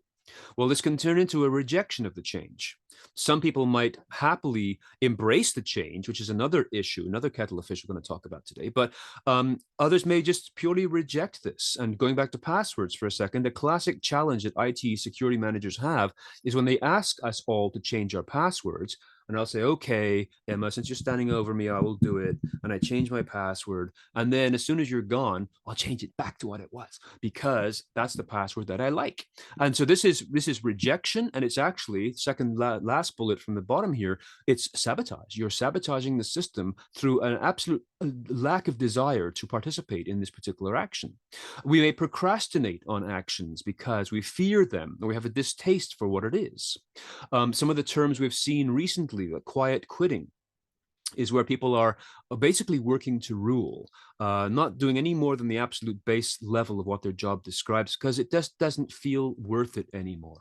And this isn't all about technology. It can also be about the fact that we've experienced that working from home can be possible for a lot of us who work on computers as our primary tool. If you're a bus driver, you got to drive a bus. But if you're doing paperwork or reports, we can do this from home. So people are working, some people anyway, are embracing this notion called quiet quitting, or just simply leaving organizations that don't fit their desires. Reverting to previous habits despite being asked to change, suffering from self-doubt, moving from just pure doubt through to mental, true mental illnesses, or at least stages of paralyzing self-doubt. Again, sabotaging the work in the way that I just described before, or just simply denying that these things actually exist, which you touched on earlier, Franco or Lucas, I can't remember now, but we don't think this is urgent enough to actually take on any sort of actions at this point. So my point being that change, by its very nature as being something that is new and unknown, is always going to be greeted with negativity and fear. by the people around us, because instinctively, and that's my key point here, it isn't just simply some sort of ideological disagreement. Instinctively, your brain and body says, if this represents an unknown, it immediately threatens my status quo and therefore my life and livelihood. So therefore, I am against it. And that's what causes a lot of the problems. But for our course today, taking that knowledge, we can now frame a change management strategy that doesn't simply say, AI is the future, let's all get used to it, but to recognize how to speak the language of fear and get people into a new physical mindset by working those very same instincts. So let's, Lucas, we'll take your question, then we'll pause for our mid-afternoon break. Please go ahead, Lucas. Either now or later, whatever. I don't want to keep everybody from their break. Okay, that's very, very kind of you. Let's hold on to your question, and we will regroup it at 2:47. So the full 15-minute break. 2:47. We'll come back and continue on where we are. We'll do Lucas's question and then continue on with again the true science of change management here. Thanks for your participation so far. Really enjoying it. I'm enjoying it. And I will see you back here in 15 minutes. Thanks a lot.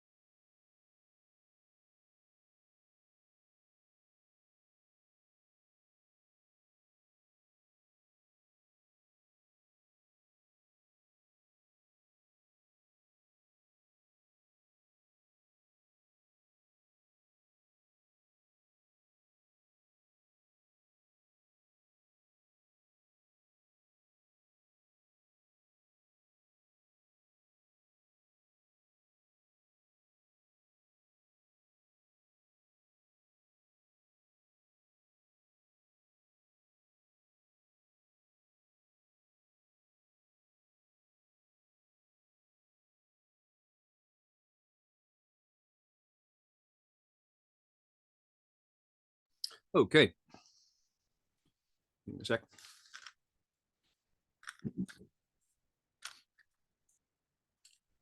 All right, so here we are back again for the second half of today. And just checking here. Yeah, so hopefully you had a nice break there. Hopefully you are coming back, and we will pick up. You can hear me, I presume. And I notice everyone's coming on. That's great. Lucas, thank you so much. And once again, like I always do, I always want to just make sure that you're okay with the way that I'm doing this, because this is, I'm a speaker, and I teach a lot, but I do it through a speaking style, which sometimes is different from other teachers. And so I want to make sure you're okay with this. We're getting into the main component right now in terms of the physics of how humans work and how change affects us. But are we still okay with how this course is unfolding?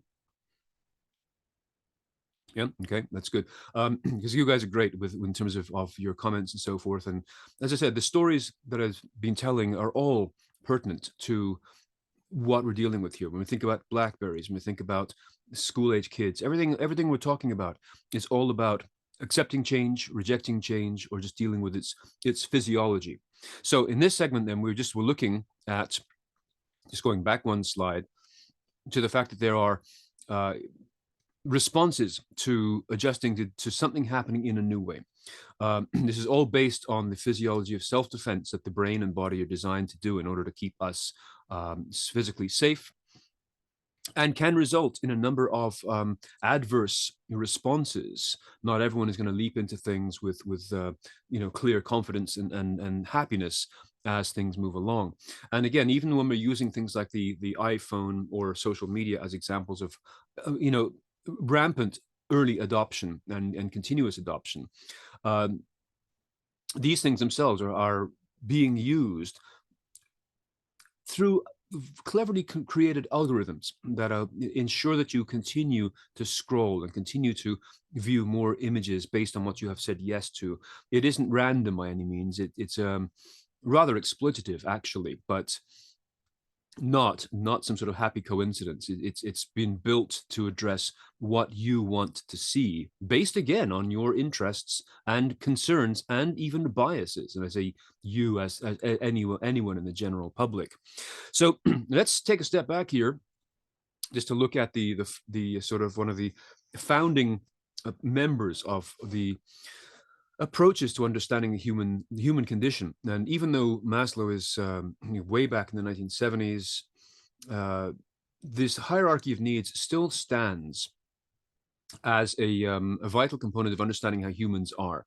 Feel free, of course, to debate this with me if you wish to. If you find that it is now dated or insufficient, it's always very possible with a lot of the stuff that came from the 1900s, let alone the 1970s. But I think that it still does work as something, as a roadmap of how people interpret change or the status quo based on this upwards hierarchy from the bottom to the top. What we're really thinking about here is that we assess everything around us, first of all, from the condition of, can I survive this? Will this be a fatal situation? Thinking about, we are usually, most of us, I think, are fortunate to be able to have a home to go home to, food, a job, those kinds of things. But you need only be outside in your car in the winter, on a cold winter's night, maybe just accidentally going off the road, not being physically hurt, just simply gone off the road in your car. Your phone is dead, the car won't start, or you can't get it back on the road. It's a dark winter's night. To all of a sudden realizing how close we are to the key components of physiological safety that we need to think about, which is basically air, water, shelter, and warmth. Without those things, most living creatures cannot survive, including ourselves. So everything is based on that. We don't think about it very much because we don't usually have to think about that very much until you find situations like that. Maybe a power failure where your house starts to get cold. You're going to start to worry about it a little bit. But everything we do is assessed on that first level of, can I survive this physically? And that moves to the second level of, do I feel physically safe? Let's say, for example, you're in an elevator. You go into an elevator in your building. a small part of you will look around and make sure the elevator looks like it's in good repair. You will sniff the air to make sure there's no sort of smells of burning rubber or burning metal. You don't think about this consciously, but you do these things to assess whether this physical space is one that you feel physically safe in. So you have safety regarding mechanical issues like an elevator, but also safety with regards to the people around you as well.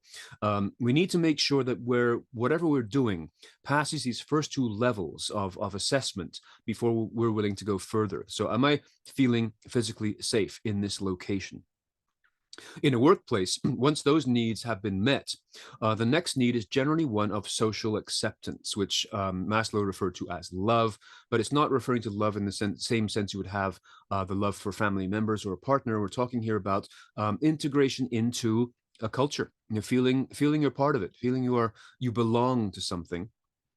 And this is again vital, as you can immediately surmise right now, to anything to do with change in a workplace.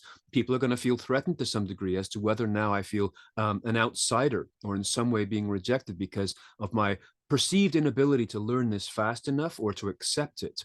So the desire for the communal love or the communal acceptance of your team or tribe is also hugely important to one's perception of safety and one's needs as a living, thinking, and feeling person and being.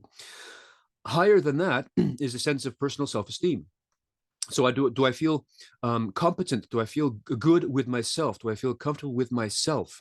Do I feel that I have been accepted by my peers and my colleagues? Do I feel comfortable? Are there issues? And, happily, we have come a long way in recent years with regards to addressing issues of mental health in the workplace, because a lot of people are carrying all kinds of things, fighting all kinds of battles that we don't get to see. And as much as that doesn't sound relevant to a course in AI, we're talking about the change that is happening in the workplace and the willingness of people to accept that change. And this is literally an uphill battle, because every one of these steps, every one of these parts of the pyramid here poses some threat to the successful integration of a new technology or change of any particular work habit based on, am I going to survive this? Am I going to lose my job and therefore perhaps lose my livelihood and perhaps lose my home? That's the ultimate fear that everyone carries with them. But then, do I feel safe and still accepted within my community if I have trouble understanding this technology?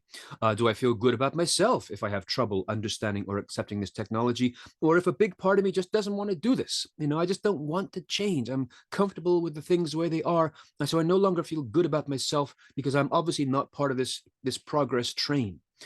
And then at the top of this pyramid is that of self-actualization, our desire to pursue our goals, right? You may have career goals and life goals and things you want to do to further yourself or to attain particular things that mean things to you. And, does this step in that way? Does it step in the way of my self-actualization goals? So these 5 concepts that Maslow laid out back in the 1970s, I believe still resonate because we're still the same human beings. We haven't changed our physical body's design for 100,000 years.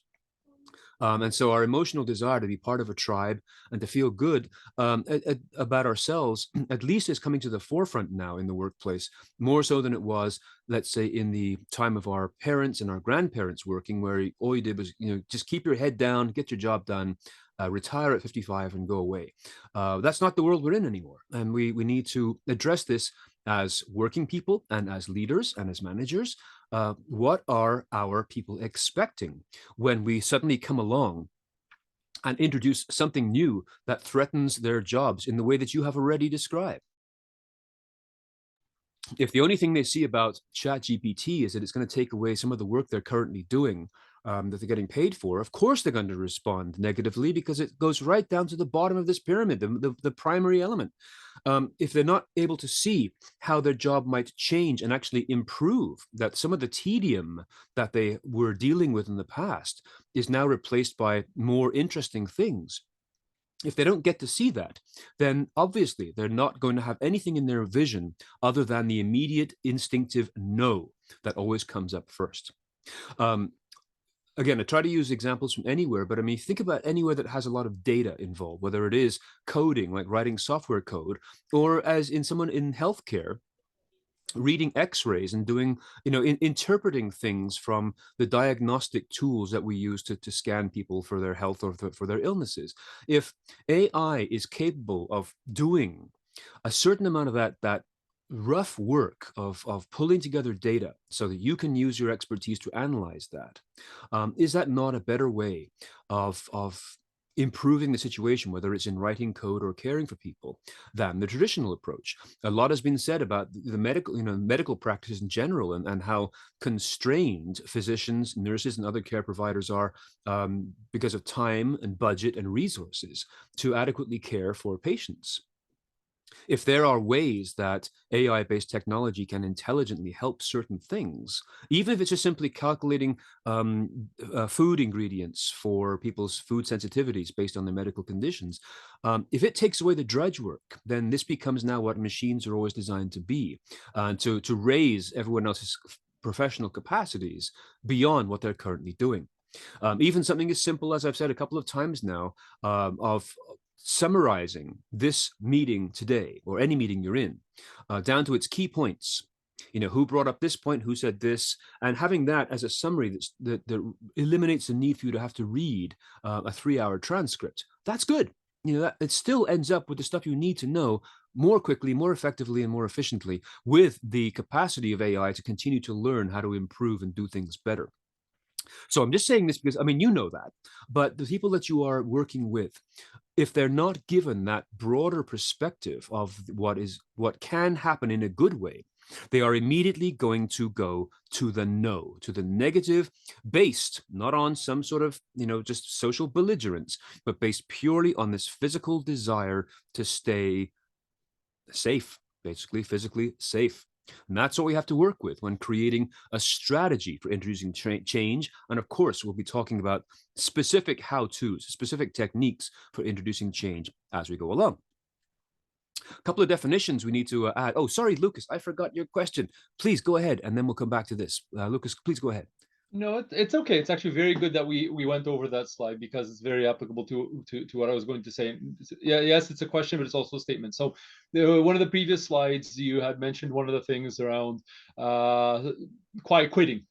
That's always a big trigger point for me, because that's a big term that that's been that's been developed over the last couple of years. Now, the reason why I like to sort of go back and talk about this, and I'll get to it and into the applicability of the course in a moment, but it's that quiet quitting isn't all, it's presented from the perspective of the employer, not necessarily from the perspective of the employee, where, sure, it's something that's seen as quiet quitting could be, hey, my staff are giving up, why? Whereas from the perspective of the employees, it's, well, they want more and more out of me, and I'm not getting anything extra, so what the hell, right? So there's two sides to that coin. So being a people manager, I'm actually very sensitive to the other side, and I think all of us are people manager here potentially, but I try to be very sensitive to that to that perspective as well. So in terms of these types of big shifts, we always talk about change in terms of, this is how we prepare our staff for change. This is how we prepare our organization in terms of policies, procedures, and things like that.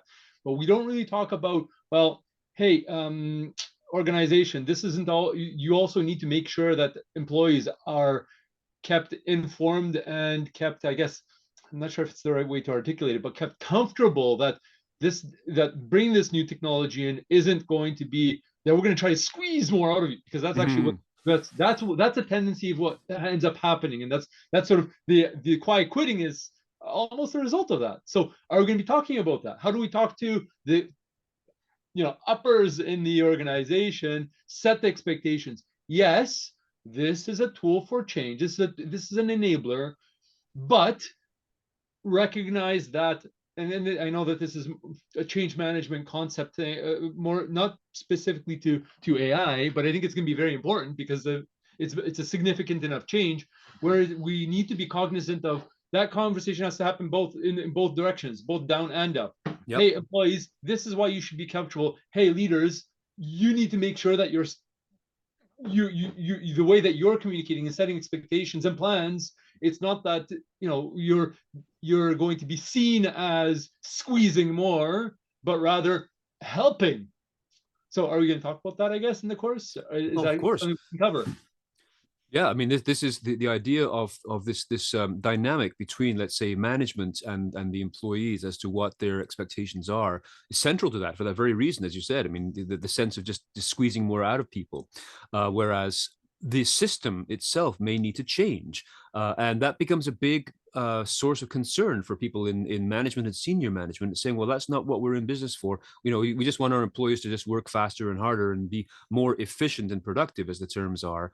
Very often it's a system that will need to adapt in order to make this work. Yep. I had a very similar parallel discussion with a cybersecurity expert a couple of months back. Talking about, I mean, it may sound like this is a different topic, but it's the same topic in the sense that they're talking about people who get caught with phishing emails, right? So you click on something thinking it's an important email, and it's actually a phishing email, PHISH, and you accidentally download malware because you thought it was something important. And this expert was saying, hey, look, employees have been trained from day one to use a mouse and click on stuff. You can't come around now and say, oh, don't click on this. That's what we have learned to do. The system needs to change in a way to ensure that people are some way informed better about what they're about to do. And that's something that AI could be very good at. You know, to sort of say, it looks like you're reaching for your mouse to click on this link. Are you sure you want to do that? These things are tedious stopgap or fail-safe techniques to say, are you sure you want to do this? But that's what's required. You cannot train the response to click on a link out of people, and even cybersecurity experts themselves have been caught at times on a phish like that. And when you look at things like social engineering, which is where I can be, as a bad actor, I can befriend you and make you think that I am a supplier or somebody trustworthy, even to the point in this course today. I mean, I'm going to ask you to send me your email addresses because I want to share with you the information and the link to next week's class. But you've got to know and trust that I am the real deal, that I'm not looking to do this to steal your email addresses. I'm hoping you will believe me when I say that. But the fact is, that's a classic example, right? You grow to some degree of trust with me as a person you just met, and we have a relationship going on right now. I ask you for something later, which has the potential of being damaging, of sharing emails, or I could have posted malware into Canvas. I mean, there's all kinds of ways I could have exploited my relationship with you at this early time. We go from social engineering to deep fakes, where you now get physically AI-based faked video and audio, not only of your CEO telling you stuff, but of course, one of the big scams in civilian life is when you or maybe your elder parents get a phone call, not a recording, but a live call from someone who sounds like their granddaughter, you know, someone in your family who's stuck on the side of the road. They need $500 for a tow truck, or they're in jail in Paris or something like that. And it sounds so real. And it's actually a conversation you're having. It isn't just simply a recorded thing. It's a live conversation. And this is all AI generated. So there's very legitimate reasons for people to be afraid of these new technologies that can take advantage of us. But the fact is, the system in which we work is responsible for setting up a system in which we can work with our weaknesses and strengthen them from within. The headline, Lucas, that you have posted there for everyone to see, I've actually got as a slide coming up. I've got the actual story. I covered it for the cybersecurity newscast 2 weeks ago, about the group deepfake. And at this moment in time, it is one of the best case studies going on this stuff. And we're not talking about the AI technology of deep fakery. We're talking about human willingness to believe in what they think they're seeing. So I appreciate. I'm glad you used that, also that example. So just taking a few steps back, because I think that discussion was great. But I also think that it demonstrates one of the concerns that I have, because what you talked about in terms of having that conversation with your cybersecurity peer, that's one side of the coin. So yes, employees have been trained to click, but employees have also been trained to serve and respond quickly and not question. Yes. So yes, you covered the aspect, and this is exactly why I'm asking, are we going to be covering this in the course? Because naturally we say, okay, how do we train our employees to do X, Y, Z? Well, there's that other side of the coin, is how do we train our leaders to adjust their expectations and support that change. Yes. Yes, absolutely. And yes, we are going to be weaving that into everything we're going to be talking about, both in this segment and in the leadership segment coming up. Let me ask you a question, which again sounds like it's from left field. And I'm asking this of everybody here, of course. Have you ever tried to learn a new language or tried to learn to play a musical instrument? If you have, you know you can't do it in a day. You cannot learn to speak a new language in a day or learn an instrument in a day. It's an iterative process where you learn and you build on the skills painfully over days and weeks, maybe even months before you get it to a fluency in either in those areas or many other skills that you can develop. However, if your company, your employer says, I need you to learn Mandarin in a day because that's what we need to do, you're going to fail. You're guaranteed to fail, and you're going to go into it knowing you're going to fail. But the system says we only offer a one-day course in conversational Mandarin. You got to take it and be fluent by 5 o'clock. That is the kind of the system that has been established because of the economics of teaching, of training of adults. We can't seem to afford to do things in a more iterative fashion. Now, I will say this is something I'm a big proponent on: is iterative learning in place of blocks of learning time, which is why I spent the first few minutes of today talking about the fact that if you've got to get up and leave, don't worry, we'll catch up later. You don't have to be here and now for all of this in order to learn. But the fact is, the system is one that says you have to take this training course on cybersecurity to learn how not to click on phishing emails. And then when you go back to your desk and you do it, you're the failure. You as the employee are the failure because you failed the teaching that has been provided to you. And my approach is no, the teaching is wrong. The teaching style is wrong. And it's based on the economics and procedures of the last couple of centuries where teaching happened in a certain way. You sit in a classroom, you face forward, the teacher teaches, and then you have to know this stuff. But we're now in an era where people can learn not only iteratively in steps and be allowed to make mistakes. And I mean, if I'm teaching people how to be careful and to avoid phishing, I can't teach that in a day. And so there are tools, or if there aren't, there soon will be tools to assist people in doing this in an iterative fashion. Because even like learning to drive a car, if you remember learning to drive a car, if that's something that you did learn to do at one time, my God, the first couple of days, it's like terror, especially if you have your instructor or a parental unit in the other seat, terrified out of their minds at the same time, until the point now you can drive probably without thinking about it. Because from a pure psychological standpoint, you move from what is called a conscious incompetent, that is a stage of learning where you are aware of your own inabilities, through to the opposite, which is an unconscious competent, which is where you can do it without thinking.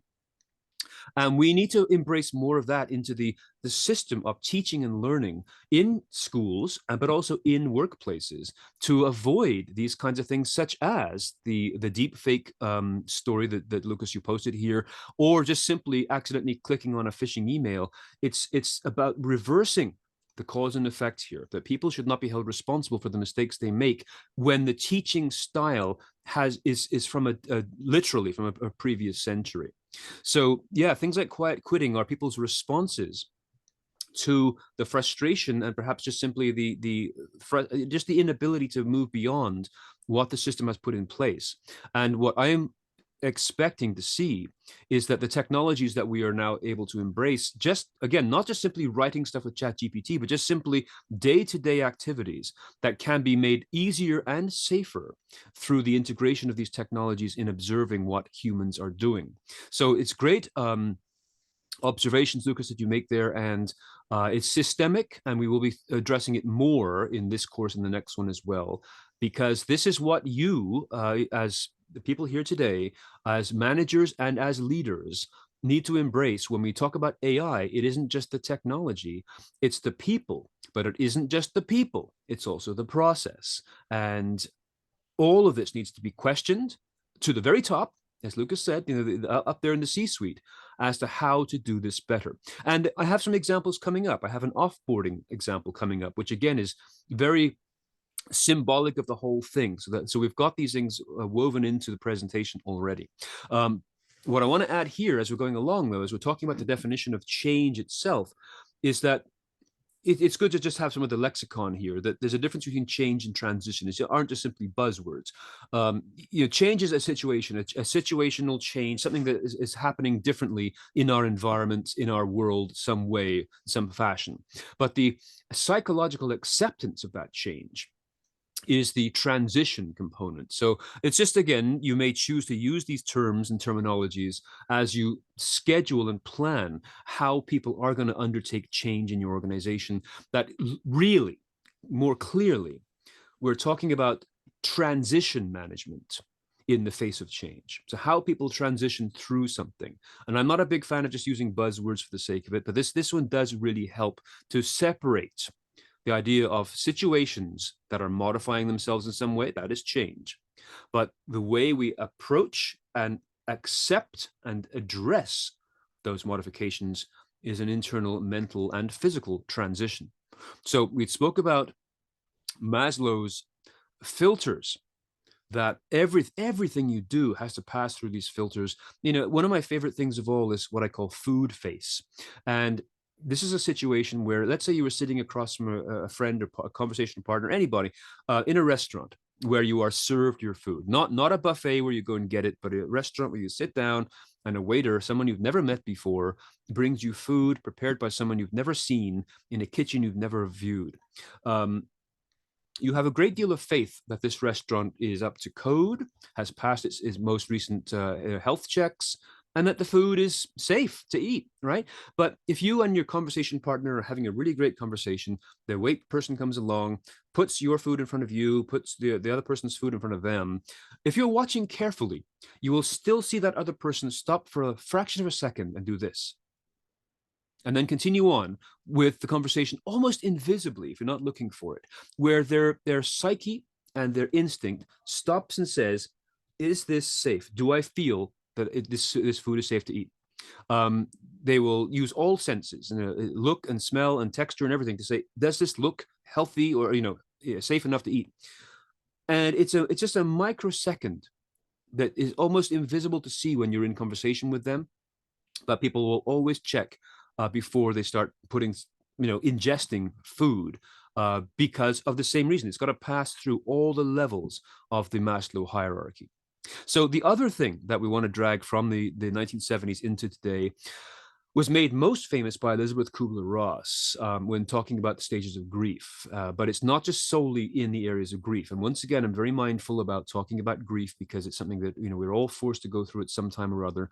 But the fact is, what she identified, and what we can still continue to identify in this shape here, is this what I'll call a trough shape, because sort of V shape here, where we go through these transitions, whether the change is a traumatic and tragic one, of which grief becomes the key component, or not, something less traumatic and less tragic, like just integrating new technologies into the workplace. It's still a minor trauma. That's a key point today, but it's not as severe as others that we are forced to go through it sometimes in our lives. But the procedure is still the same. So this slide is a really important one for you to keep on file. As I said, I'll send this to you when we're done today. But the fact is this: we go through phases. We go through phases knowing that something is going to happen, anticipating, then having to let go of what is as compared to what was. To which we then go to a trough, or we bottom out in an area of disorientation, confusion, or sadness that I no longer know anymore. It's not just simply about the task itself. If my cubicle that I've had for 20 years has now been replaced by an empty floor and a hot desking system, where I have to call up and reserve a desk whenever I come in, it's not just about the practicalities of that. It's about what I'm giving up. For 20 years, I had a cubicle, a sanctuary that I could go to. And after the meetings or whatever, my photographs of people important to me, little potted plant I haven't watered for 6 months, whatever, it's my space to be at, and that's gone. So it's more than just simply a technological change. It is the loss of something that defined me in my life. And I can go even further, more melodramatic on that, and say, well, I guess my time is over now. This is the time for the young people, and nobody wants cubicles anymore. I mean, I'm not trying to in any way mock people's feelings and responses here. But yeah, that's why we cling to our red stapler of life and say this is what means something to me. And if you haven't seen this movie, by the way, you got to see it, because it captures so much of what this is all about. But again, in all seriousness and respect, it's a matter of, this is what defines me. This is what I worked for. This is my job, and now the physical symbology of my job, my cubicle, is being taken away because of some new idea about hot desking. So it isn't about the hot desk, it's about what I'm losing. And so that's a lot of what change management is about, the transition through change here, to get people through this valley, this trough of disorientation and depression, to have a look at what is new and what may be good from this. I had one organization that I've done these courses for directly. Yeah, thanks. It is Office Space, and it's a fabulous film, despite again being so old now. All the computers are this big and beige, and the poor printer that suffers a demise. But it's a really great film, as is the series, The Office itself. That TV series, mocked all the stuff we're talking about, the boring nature of work, the tedious meetings, the out of touch boss, just the dynamics of having to work with the same people every day. You see them more than you see your own family. We tend to forget all of that stuff when we look back nostalgically and say, well, everyone's got to come back to the office because work at home isn't working. Well, a lot of people say that it is, but that problem, that nostalgia for what we thought was so great about the office and about office space, that a lot of managers do see. They'll say everyone's got to come back to the office because young employees are missing out on their opportunities to network and learn from their peers. And I'm going to say no. Anything that we could have done in an office, we can now do in the virtual office world. The virtual office world is not a Zoom call from 1 o'clock till 2 o'clock. It is, as I'll show you shortly, more immersive virtual worlds where everything we do, including those quick one-on-ones, those quick you got a minute meetings, can all happen. As a manager, you can continue to manage and relate to your people. As an employee, you can continue to work, communicate with your colleagues, or be left alone as you need, probably even more efficiently than you did before. When I showed you the books that I wrote, the time management book that I wrote this back in 2005, it's gone through 3 editions now because it has always been a chronic problem in the workplace. But this disorientation phase of transition makes a lot of managers and C-suite leaders nostalgic for those wonderful days when we had those water cooler moments when everyone got together and had a great time on team building exercises and all this stuff. Sometimes a little bit out of touch with what the reality of the office life was. Not meaning to demean anyone's job, but the reasons for these kinds of movies is because everyone knows how difficult, boring, and sometimes even hostile a workplace can be. So we've got to be mindful of that when we're thinking about what people are going through when they see change happening. They may have grumbled about their cubicle for years, but now the cubicle's being taken away, they're disoriented about their own self-definition, their own self-esteem, the 4th level of the 5 levels of Maslow's hierarchy. So we need to help them through this trough by giving them the opportunity to take a new look and see what is good about this new thing. Hands-on teaching or training about how to use a piece of technology may sound very sterile and pedantic, but the fact is, when someone gets a feeling of, hey, I can do this. I mean, I didn't blow up the building by pressing the wrong button. I can do this. It starts to grow that confidence that allows them to move to that final step of recommitment, of connecting to a sense of purpose and adopting the new habits. So it can be done. And this is not, again, pop psychology that is out of touch with anything that's going on today. In fact, it's as relevant as it was. I mean, Kubler-Ross put it into the stages of denial, anger, bargaining, depression, and acceptance in terms of passing through grief. And it's the same kind of thing. It's dealing with the reality that we knew that's now gone and having to go through a deep and traumatic trough. And it's very hard for me to discuss this because I, as many of you have gone through this very closely and personally and very recently. So it's hard to talk about grief. But the fact is, transition of any sort goes through this particular route. So this is a very useful image to add to your collection. As I said, I'll send this to you once we're done here, to build your working tools for assisting people. So when we talk about AI, it's not just about AI technologies. It's about how people are going to be affected by this. But knowing that these techniques exist, knowing that the hierarchy is there to establish the ground rules of how your people are going to hear you and interpret what you say, and then recognizing that this particular kind of trough is eminently predictable in human nature in most cases, gives us the capacity to structure a change/transition strategy that works with the physics of being a human being. I'll tell you one other place where this works, and I didn't put this slide in, but now that I'm thinking about it, I might for future classes. If you have ever been brought together as a part of a group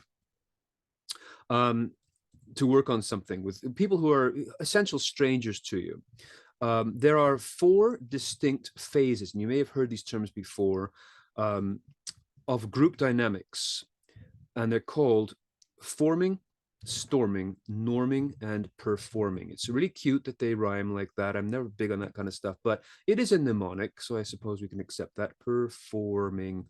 Have you heard this term before? This was again from 1970s management theory, but it's still relevant today. Have you heard about this term before? So you have. That's great. Okay, so I don't need to spend much time on it. Do you accept it, or am I speaking rubbish that you have already moved past and found something better? No, I mean, it was just, I mean, here, I mean, it's just been one of those general management practices that, you know, that we all just kind of knew at different stages and brought people in as we needed them to kind of organize ourselves. And so, yes, this was always a common concept that I've, Good. you know, been exposed to over the years for sure. Good. Okay, so I won't spend too much time on it other than to say it really fits the same trough, right? I mean, you're talking about a group of people who are brought together at the beginning and eager anticipation of a successful project. And then all of a sudden, personality types emerge and we get conflicts and challenges and so forth. And you as the leader are going to run out of the building screaming, saying, "Oh my God, this is a failure. Everyone hates each other. I wish I had never started this." But the reason why this is a popular and still, I think, pertinent concept in management theory to this day is it's a recipe. It's like saying, you know, if you put flour and yeast and stuff in a bowl and let it get warm, you'll get bread. It's the physics of how stuff works. So if you have a team of people, yeah, you're going to find that there's going to be conflict or some sort of problem. But if you know that going into it, you'll know how to ride through the storm and come out the other side with a team that now has found its place amongst all the members and can now outperform the sum of its parts. That's why it's so valuable, because it is actually a recipe for team management using the physics of human behavior.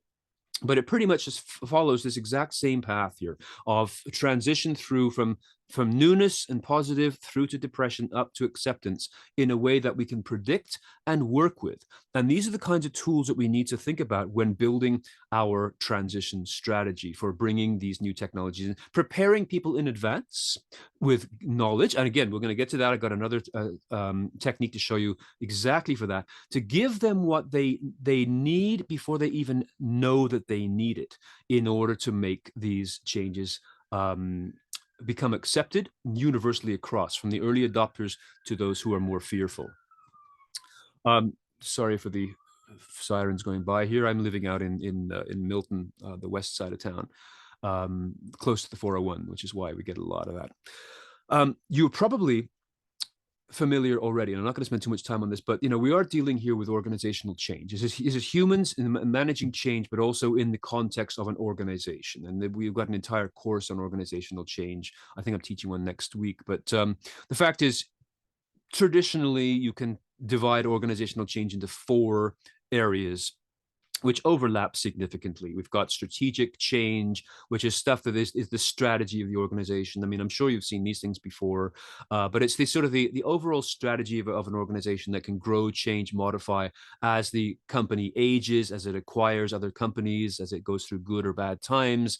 I'm looking with great interest right now at Boeing, for example, because they are going through a huge problem, as you're probably familiar with regards to the quality of the assembly of the aircraft, to the point in which they now have to have federal investigators or inspectors looking over the shoulders of their technicians to make sure that every nut and bolt is installed, because unfortunately it's been one story after another the last few months, dealing with enormously dangerous oversights or mistakes being made in the manufacturing process of planes.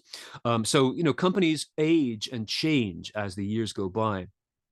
And a lot of this has to do with the changes in their strategic approaches to what their mission and goals are as to what they used to be, their alliances and joint ventures and so forth. So this is just some background material that, again, I'm not spending too much time on because I'm sure you're already familiar with this. But when we're talking about change, it's important, again, from the lexicon to just separate out the kinds of changes that you may be dealing with and how they do interact and overlap. So organizational design could be what kind of jobs we have in our departments, how those departments are actually compartmentalized, what are the relationships between various groups and various individuals, the power structures, the culture. I mean, this is all part of organizational design. Then we've got something that, again, seems quite separate, which is the technology. So the stuff that we use to do our work, the IT systems, the equipment, all those kinds of things. And then finally, of course, we have changes in the people themselves, their skills and performance, attitudes and values. So again, nothing new here. You get this from any particular management course. But the fact is, yes, we've got these 4 different kinds of organizational areas within any particular company, public or private sector, and there's a huge amount of overlap.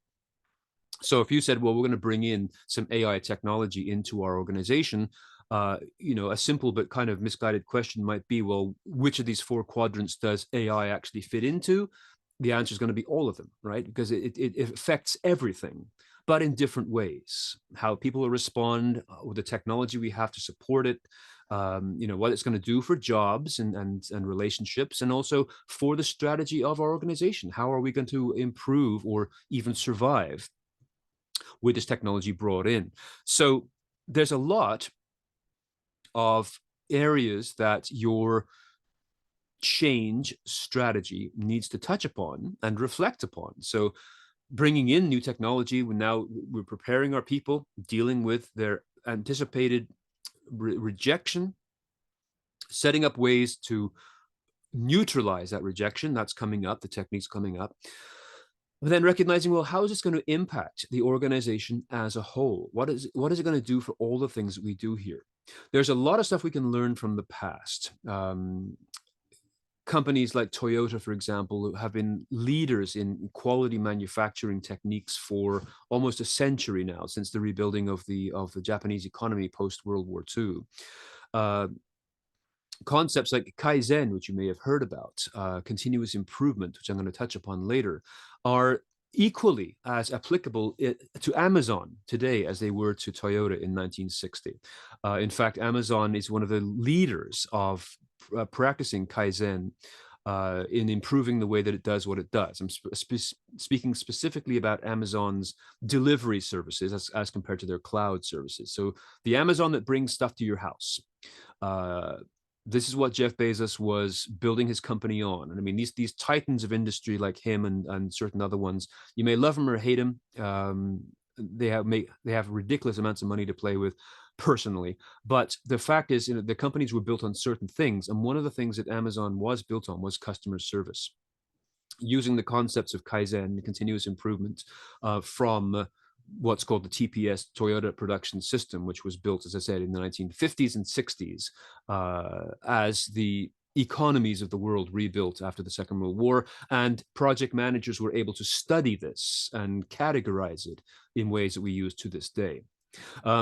So when we're looking at, okay, what are we going to do with all this stuff? Okay, the segments we've just done since coming back from the break have been looking at, once again, the human relationship to change in terms of the trough, looking at the fact that we've got an overlapping collection of organizational areas within an organization that will be impacted by this technology. And we need to be able to address, or at least understand, how this will affect culture and configuration, and then demands on IT if we're starting to use stuff that has a very high draw. People tend to forget that a lot of these intelligent technologies that we use right now pull enormous amounts of electricity out of the air, if you will. Data mining, for example, in the crypto space or in the blockchain space, it's huge how much power these things consume in order to do what they do. These computers work enormously hard. In fact, large companies like Amazon Cloud and other Google Cloud and other processing areas are buying up a lot of space in countries like Finland, northern Sweden, where the climate is generally colder, so that they can run their power centers from there, because it costs so much money to cool them if they build them in Ontario or California, because the climate just doesn't support cooling to that effect. So it's quite remarkable to see how these things all tie in together. But to get back to our humans, okay, this is what we're here for, to talk about as humans. They are going to have issues, as we've already talked about, and some of the responses that are part of our challenge in bringing change into the workplace will be these, as we see here. You know, I don't understand it. I don't get this technology. I don't get what it does. Intellectually, I just don't understand how it works. You try to explain to somebody what a password management software does or how blockchain works. I always use the analogy of scrambled eggs, because you can't unscramble an egg, and that's kind of what encryption is about. It's an easier image to talk about than getting into the nuts and bolts of what actually happens. But people may reject or resist your change because they just don't get it intellectually. I don't see how ChatGPT is going to make my job any better. I already know how to write. I don't need a robot to tell me how to write. That may link up with personal distaste for the technology itself. I don't even like how robots write or draw pictures. At my very core, that unique word trust. I don't trust the technology, nor should you. But I don't trust the technology to do what it's supposed to do. Even Grammarly, or even the editor spell checker on your Microsoft Word, doesn't get it right all the time. All it's doing is working on a database of scenarios. And there are many times when it is wrong. When I'm wearing my professional writer's hat, which I do, a quarter of the time, I always ask my clients, if they want they want to write a book, and they want to know how much it's going to cost to write a book. A standard book is about 70,000 words. It's a typical paperback thing. And they want to know how long it takes to do, how much it's going to cost, all that kind of stuff. And I lay it flat out that it takes, you got to write a book 4 times in order to get it to its best. First time is just simply rough ideas and notes, and then you sort of just fix it each time as you go along. But I always say to them, well, why didn't you use ChatGPT? Why didn't you turn and get the ChatGPT to write a book? And they'll say, well, I just don't trust what it says, or I don't like its style. Some of them have experienced this already, but at their core, they don't trust the technology to do what it's supposed to do, because it's coming from somewhere else, and it is very limited. As we said at the very beginning, a lot of this technology is learning-based technology, and it pulls in from what it sees. I have an image coming up about hands, the physical hands drawn by AI-based art tools like DALL-E and a couple others, and why they have such a problem with hands. Have you seen this before? Have you noticed this before? You look at an AI-generated image, and the hands will have like 7 fingers, and they'll be hideously, just bent out of shape. Sometimes faces too. But the reason why, and I'm skipping ahead to this, but I can't resist. It's just the time is right for this. The reason why AI art can't draw hands. Well, let me pause and ask you, do you know? Have you looked that up? You figure it's pretty easy. You just tell AI that most humans have 5 fingers on their hands. Why is it so hard for them? It's a really good analogy, by the way.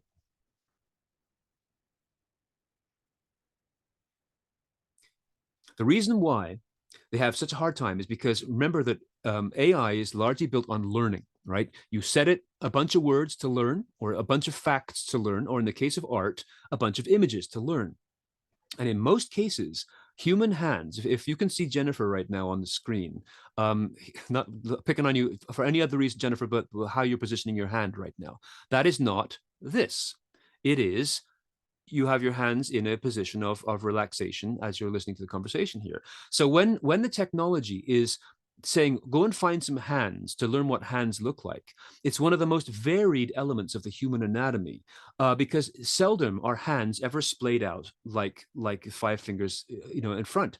They're always holding something, holding other hands, or doing as you're doing, Jennifer, just a different shape.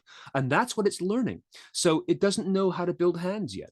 And I'm sure this will be a very temporary thing, and someone will find an algorithm to fix this. But at the moment, every single AI generated image that I have seen either has hideously ugly hands, or the colors, to me, they look like they're drenched in oil. The blacks are really black. There'll be some primary colors, reds, greens, and blues, and so forth, but all the black in the shadows, there's no gradations of shade. It's just black, black, black. Like it's someone's poured oil over the whole thing. So I don't like much of what I've seen in AI generated art, because it's very crude right now, because it is still so new. But my point is, if you ever wonder why the hands are so disfigured in AI generated art, it's because AI has never had a chance to see enough hands. And when it's looking at 1 million hands all collapsed up like that, that's what it sees as a hand. And that's what it draws as a hand, because that's all it knows. It's a learning tool. It doesn't know, it doesn't have intuition. It just simply pulls from its own experience. And there's a big, big difference. So when people don't trust the technology, they're well within their rights to say that and to feel that, because it is very new and it is wholly unpredictable, as well as advancing so quickly that sometimes the controls, we can't keep up to control it as well as we could. There may be just a desire. I just don't want it. I just don't need this in my life. I don't want it in my life. So I'm not really open to learning about it from you. Yeah, straps on a backpack. Absolutely. There's lots and lots of little things like that. I saw one the other day of a picture of a person sitting on a comfortable sofa, talking on a old school phone, a landline phone with a nice curly cord. And the cord basically went through the sofa, came out of his leg, and curled around on the floor. There was no intellectual connection to what that cord was. Isn't the thing that can connect the handset to the rest of the telephone. It was just something that the AI saw and just put back in. It's almost like how a 2-year-old or a 3-year-old might do painting. Or when you look at a 5-year-old or 6-year-old draw a picture of a face of a person, pretty much every kid always draws it the same way: a big round circle with eyes at the top and stick hands and figures coming out of their ears, because that's what they see as a head, right? It's fascinating if you take an art class and you realize that if you wanted to draw a portrait of a human, your eyes are actually halfway down your head, right? Your eyes are halfway down the length of your head, but we always think they're higher than that because they take a predominance in our perception of a person. But from the crown of your head, the top of your head down to your chin, your eyes are pretty much halfway. And that's the first thing artists are taught when it comes to doing portraits. But AI hasn't got that far yet, generally. Maybe by next week, but not now. Self-interest. What's in it for me? Why should I care about what you're trying to show me here? I've already talked about the mortality aspect. I don't want to let go of my past. My cubicle defined me, and I don't want to let go of it. It's got nothing to do with the technology. It's about me getting older and feeling less relevant or less employable. That's what's really motivating me here. There's the whole newer and more modern phenomenon of basically false information, that what I already know is better than what you can tell me, because I saw a YouTube on it. So I know everything to know about it, whatever particular topic you want to talk about. That is an unfortunate outcome of the social media world, that we've seen people departing critical thinking for just simply confirmation bias. I'll just find the YouTubes or the TikTok shorts that fit what I already believe and just magnify my own perception. So I don't want to believe in what you're saying at all. This is simply just another conspiracy to get me out of this job. You may have denial that, why bother? I've been there, done that. It's not going to work. So why should we even bother? And that again has some wisdom and experience to it. Obviously, it's not helping. Just looking at Emma's comment here to everyone. Yes, embedding words into images. I had this discussion yesterday with someone who got an AI image of a whole bunch of kittens, cats. It was a birthday image for their kid. Was that wasn't with? Well, it couldn't have been with you guys. It was, but anyway. That was our previous constructor, Kathleen. Yeah. I was talking to Kathleen yesterday. That's exactly what it was. We were just she was helping me get ready for today. Exactly. So maybe she showed you the image, right? Lots of cats, and the word birthday is misspelled because it has two R's. Happy birthday. Yeah. And they haven't. I mean, you'd think that would be just a simple spell check, and it will eventually become that. But at the moment, it really is like a Frankenstein, like clobbering around very clumsily, trying to get stuff done. So it won't work. Why bother? That's going to be a very strong denial resistance factor for people. And then my favorite acronym of all, which is the one on the right-hand side of your screen here, which is, that's how we've always done it. FWADI. We always have meetings at 9 o'clock on a Monday morning. They're always going to be an hour or 2 hours long. That's just how we've always done it. I don't need to think about any other way of doing stuff because that's how we've always done it. And this is what's going to condemn a lot of organizations to mediocrity, losing their best people, because sticking with the past is something you got to take on very carefully between what really works well and what we're just clinging to because that's how we've always done it. So I would suggest that understanding the human response to change using the trough image that I shared with you already, that would be something from the past that does work well, because again, human beings haven't changed their physical body design in 100,000 years. But clinging to the fact that everyone must come back to the office, or that we must have meetings in person, or that we must have meetings that have to be an hour or start at the top of the hour, that's just because we've always done it that way. But it doesn't mean anymore that that's how we should do it. I mean, the good old meme that says this entire thing could have been an email, there's a lot of truth to that. There's a lot of times we meet because we just always have done it that way, whereas there may be other better ways to meet and to do things than some people are comfortable with. I see a little person joining our meeting. Well, he is welcome. Nice to see. So we're talking in this segment here, and I'm mindful of your time, and this is timing out rather well, actually, in terms of our session here, and I'm hoping you are feeling the same. We're moving through it. We're not concluding by any means yet, but we're moving through these notions of handling change with human beings. A couple of things I wanted to share with you in the same regard. Kind of repetition of what I have covered already, but just from a visual standpoint, the Judson model of acceptance to behavior change. This is, you kind of read it from the middle outwards, right? So you want to bring in something new. How are people going to respond in terms of going towards enthusiastic cooperation or going towards deliberate sabotage of your actions? And so this is just simply a spectrum, really, of responses that people can be expected to do, just choosing not to learn it, or just always finding problems with it. It's not working, so I'm going to do it my old way. Just slowing down, committing errors, either purposely or not by purpose. But spoiling the work, the quality of the work, making mistakes because they are resisting. And why are they resisting? Again, what's the root cause here? It may not be the technology itself, but how people feel about what it's doing to their lives, their selves, their esteem. The same thing the other way is that learning how to do something well may be a matter that it's not the fact that they were ever intellectually unable to do this thing, but the teaching way. I don't have the time to take the courses, to take the training, and I don't learn this stuff instantly. You're expecting me to learn this stuff 100% instantly. I can't. I need to practice this and try it. And I've been told my entire life that mistakes are wrong and mistakes are bad. And I don't want to make a mistake in front of you. So I'm not going to be a very enthusiastic student. So this, again, becomes not the fault of the human. It becomes the fault of the system in how teaching and training were done. The expectation from an economic standpoint that you cram 40 people into a classroom and expect them to get it inside of an hour.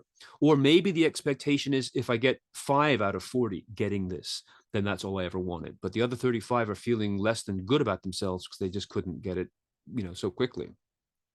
So these are, again, just sources of resistance. And my key point, once again, is that most of these are largely based on fear and the desire to preserve oneself, which means that we can now move on as the next segment of this course to talk about how to address this and how to shift away from all this negativity and all this sabotage into something that makes pragmatic sense not only for yourself as the introducer of change, but for the people themselves. So before we shift across, any additional comments or thoughts about what we've seen here in this segment, dealing basically with the symptoms and outcomes of resistance and the causes of resistance?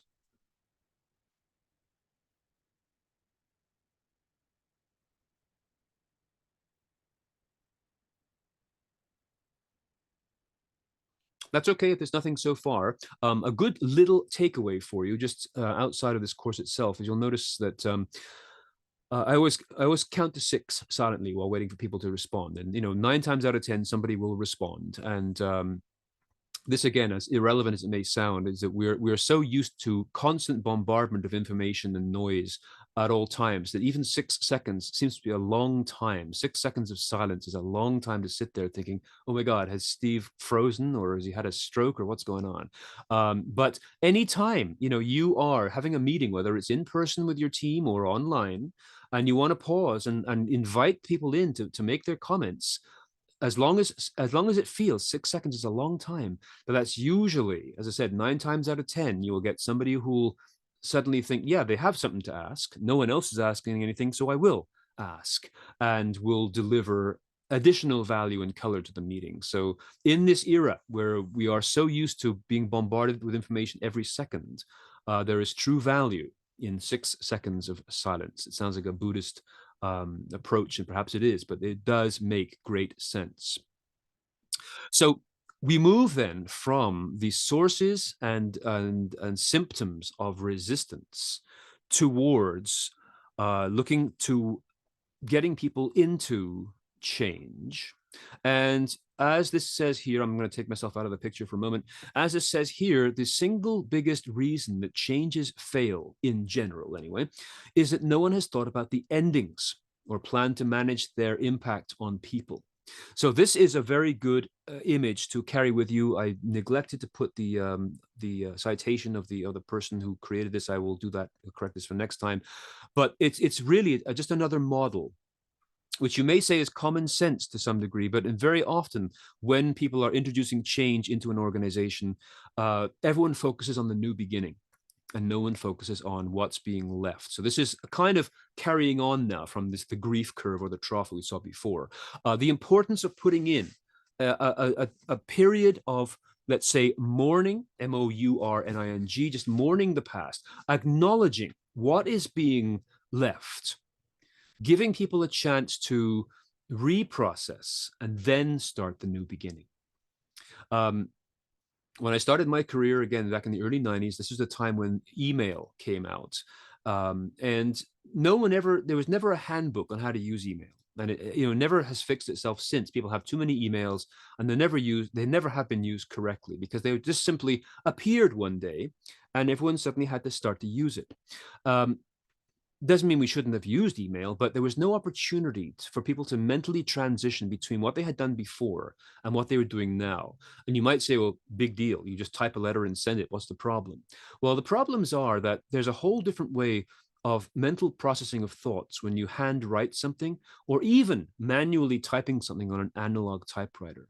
Remember that your brain, of which we saw an image earlier, stylized image, is based on reflected light.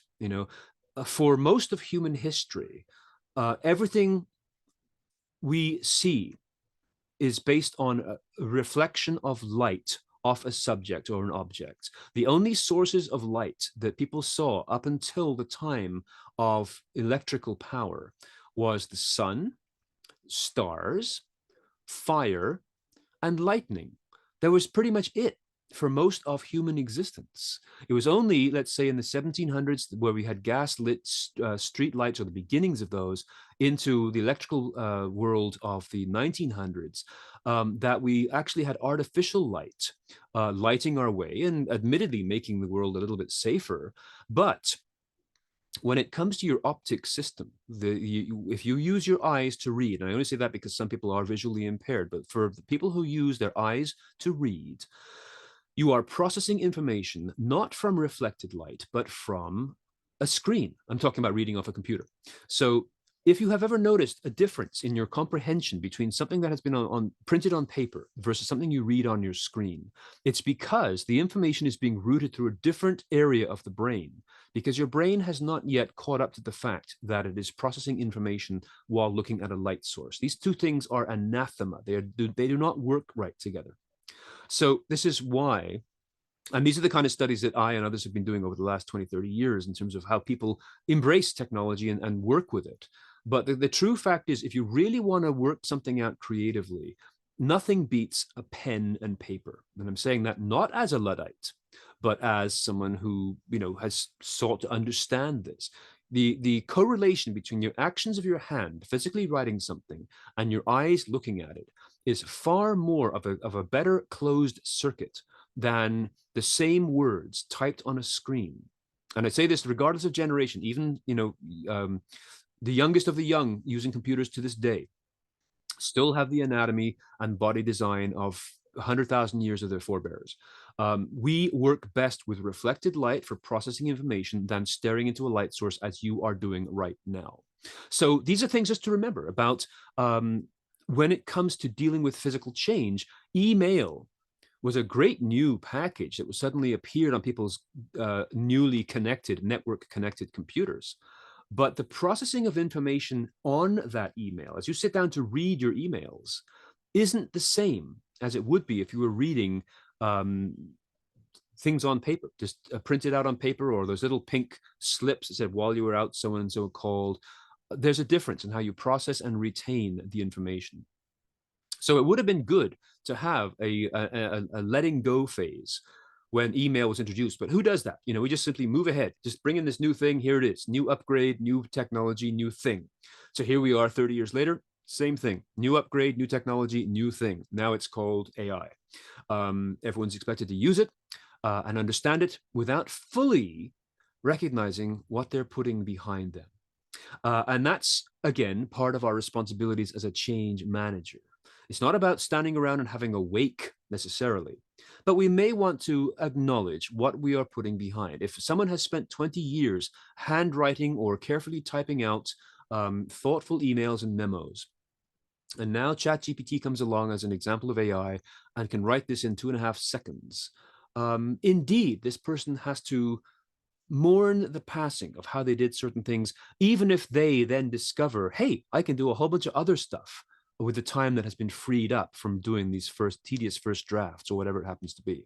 As I said before, I mean, the technologies I showed you, like the script, the video and audio editing software, or Otter, which can take what we're saying right now and condense it down in minutes, takes work away from someone who used to spend hours transcribing this material. My mother was one of them as a secretary who did transcriptions. It takes away that entire work that she and many others did. But if it means that that person could do something else of greater value, they fit the culture, they're an employee, it doesn't mean that their job is over. Maybe there's something else that they can be doing that is related but of greater value, such as extracting all the points of information from this transcript, or even from the summary that was generated by AI, and provide that. That's where the jobs change without necessarily having to be eliminated. So Lucas is saying here, I think you're referring to email, that it resulted in easier communication, more information overflow. And yeah, that's right. I mean, how many people have more emails than they can handle? Believe me, I've spent 30 years teaching people how to manage their email inbox that they seem to want to take home and do in the evenings on their personal time because there's no time during the day. That, to me, is not a solution. That becomes just simply the human desire to fulfill one's obligations by sacrificing personal time into returning emails at night. So yes, there has been way more emails. And actually, that's a perfectly timed comment for another reason, because if AI can reduce the amount of volume that email has taken over the last 30 years down to those 3 points, right? Every second meeting could have been an email, and every second email could have been 3 bullet points. The potential for at least getting more done is there. You can always say, well, we'll just get overloaded with bullet point messages. That's very possible. There's still the need to control this kind of influx. But I would say, yeah, Sorry, go ahead, Lucas. Lucas, go ahead. Yeah, no. So yes, absolutely. And I think that maybe one of the things that we need to acknowledge that new beginning isn't just the okay, well, let's start working with it, but also because we talked about addressing the things that are left over, the neutral zone, and addressing the things that are coming, but then also we've fixed some of these problems, but every time we fix a problem, we do actually create new problems. Yeah. Right. So we need to, I guess, be cognizant that new beginning is also about identifying and fixing the new problems. Information overflow. So sure, you might use AI to address information overflow for one aspect, but now you put a greater onus on people in terms of applying more thought into filtering the data that they're validating, authenticating, and all that. And there's the ultimate rub, because as you just said, whether if AI can allow us to cut down on the number of emails, then that's great, until now you get 1 million short emails rather than just a mere 10,000 long emails. The same point has already happened, by the way, in things like Slack. I'm a big fan of using technologies like Slack to replace emails, because I find them to be far less formal, far more informal.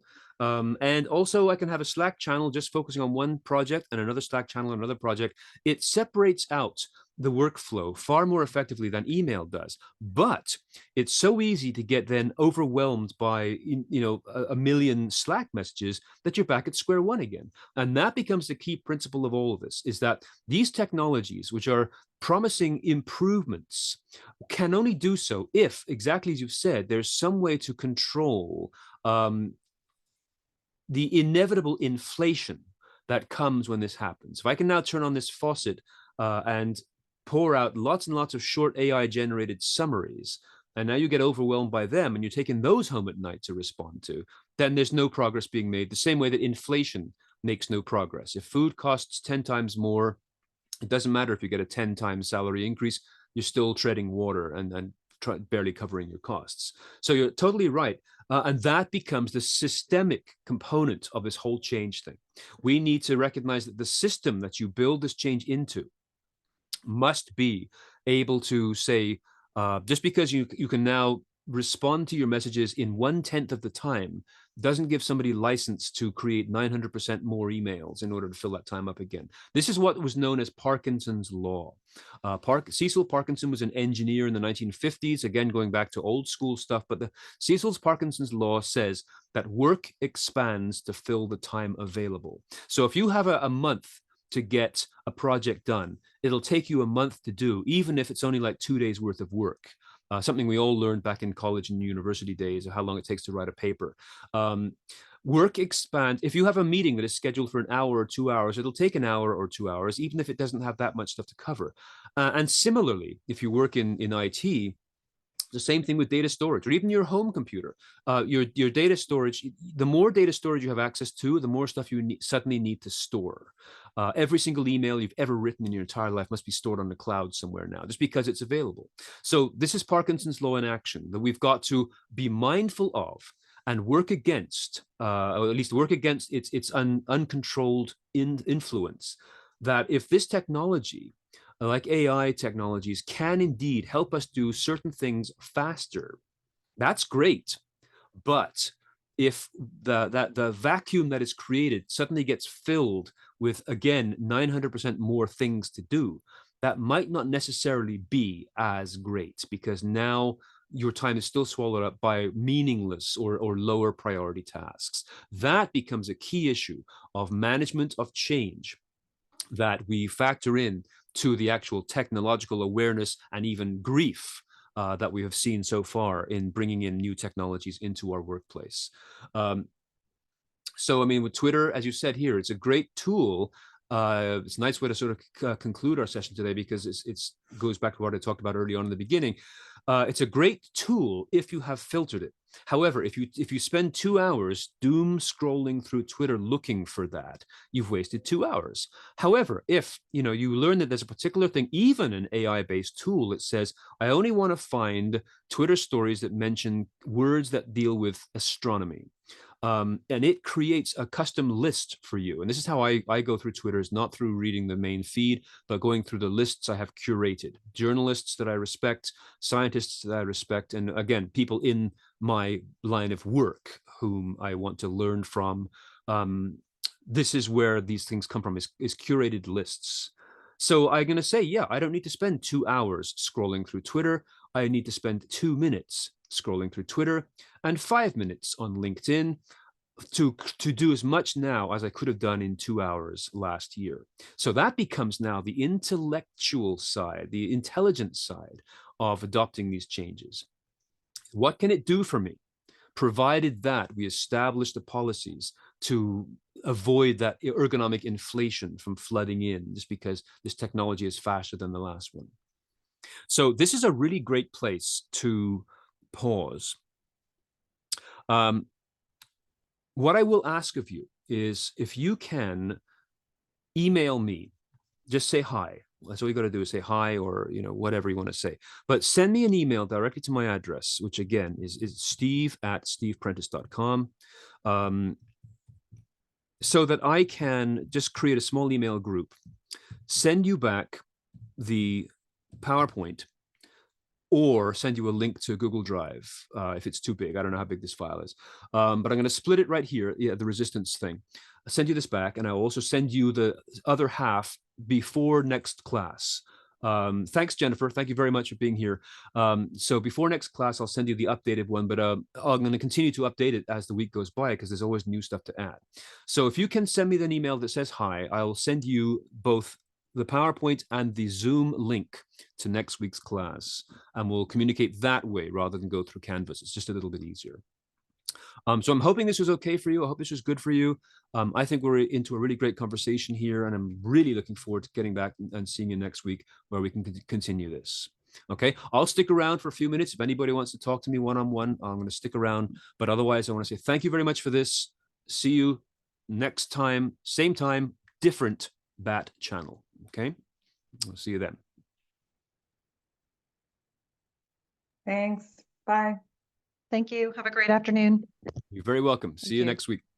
Thank you. And I'm embarrassed to say I missed the last 2 minutes because I got distracted. Steve at steveprentice.com is the one that we're supposed to email our name to? Or yes, please. Yeah, okay. just drop me an email so I can put together an email group and send you the information, including next week's Zoom link. And that very first one, the alert at steveprentice.com. Oh, same thing. Sorry, I didn't realize I did that. It gets to the same place. They're both aliases for me. Sounds good. Thank you. Great conversation. Same thing. All right. You guys are fabulous. Thank you so much. Do let me know if you want me to chime down, because I find this very interesting, and especially with you being in cybersecurity as well, a little bit of that background. I appreciate that. So it's good. No, your comments are great. Really appreciate it. All right. Thank you. I see a lot of value in the conversations in this course. I think that would be the biggest, that would be the greatest thing. Fantastic. Well, I'm certainly having fun, and I will see you next week at 1 o'clock. Sounds good. Thanks. Bye. Okay. Thank you. Sorry, Steve. I just wanted to follow up on my question earlier. So you're saying I can call into that Zoom, or you're saying, you know what, I can just get you send me the information after, or what do you think would be the best approach for next week if I'm traveling? I can call in, I can follow along on a deck, or what do you think would be the best thing to do? I would. How are you traveling, by car or? Yeah. I'm in a group. I'm in a car with a group of people, but I have headphones and I have my phone, so, and my laptop, I can follow along still. I would imagine that if you called in by phone, only because I can't imagine you'd get a reliable connection while driving along in a car to see. I mean, you may have missed me saying this. I'm going to send you the PowerPoint, not only the one we just did now, but next week's as well. Oh, okay. So you will have that. And I think if you call in to the Zoom call by phone, you'll be able to listen to it and speak as well. But that'll be more efficient as long as you have your charger with you, because it'll pretty drain your phone after 3 hours. But that'll be the best. But again, it will be recorded, so you'll have access to the recording. You can watch it later, even at double speed. So if anything was missed, you'll still have the recording to fall back on. Okay. All right. Thanks so much. Look forward to it. You're very welcome, Franco. It's been a pleasure talking right. to you, and I'll see you next week. Pleasure. Yeah, I appreciate it. thanks. Take care. Bye-bye.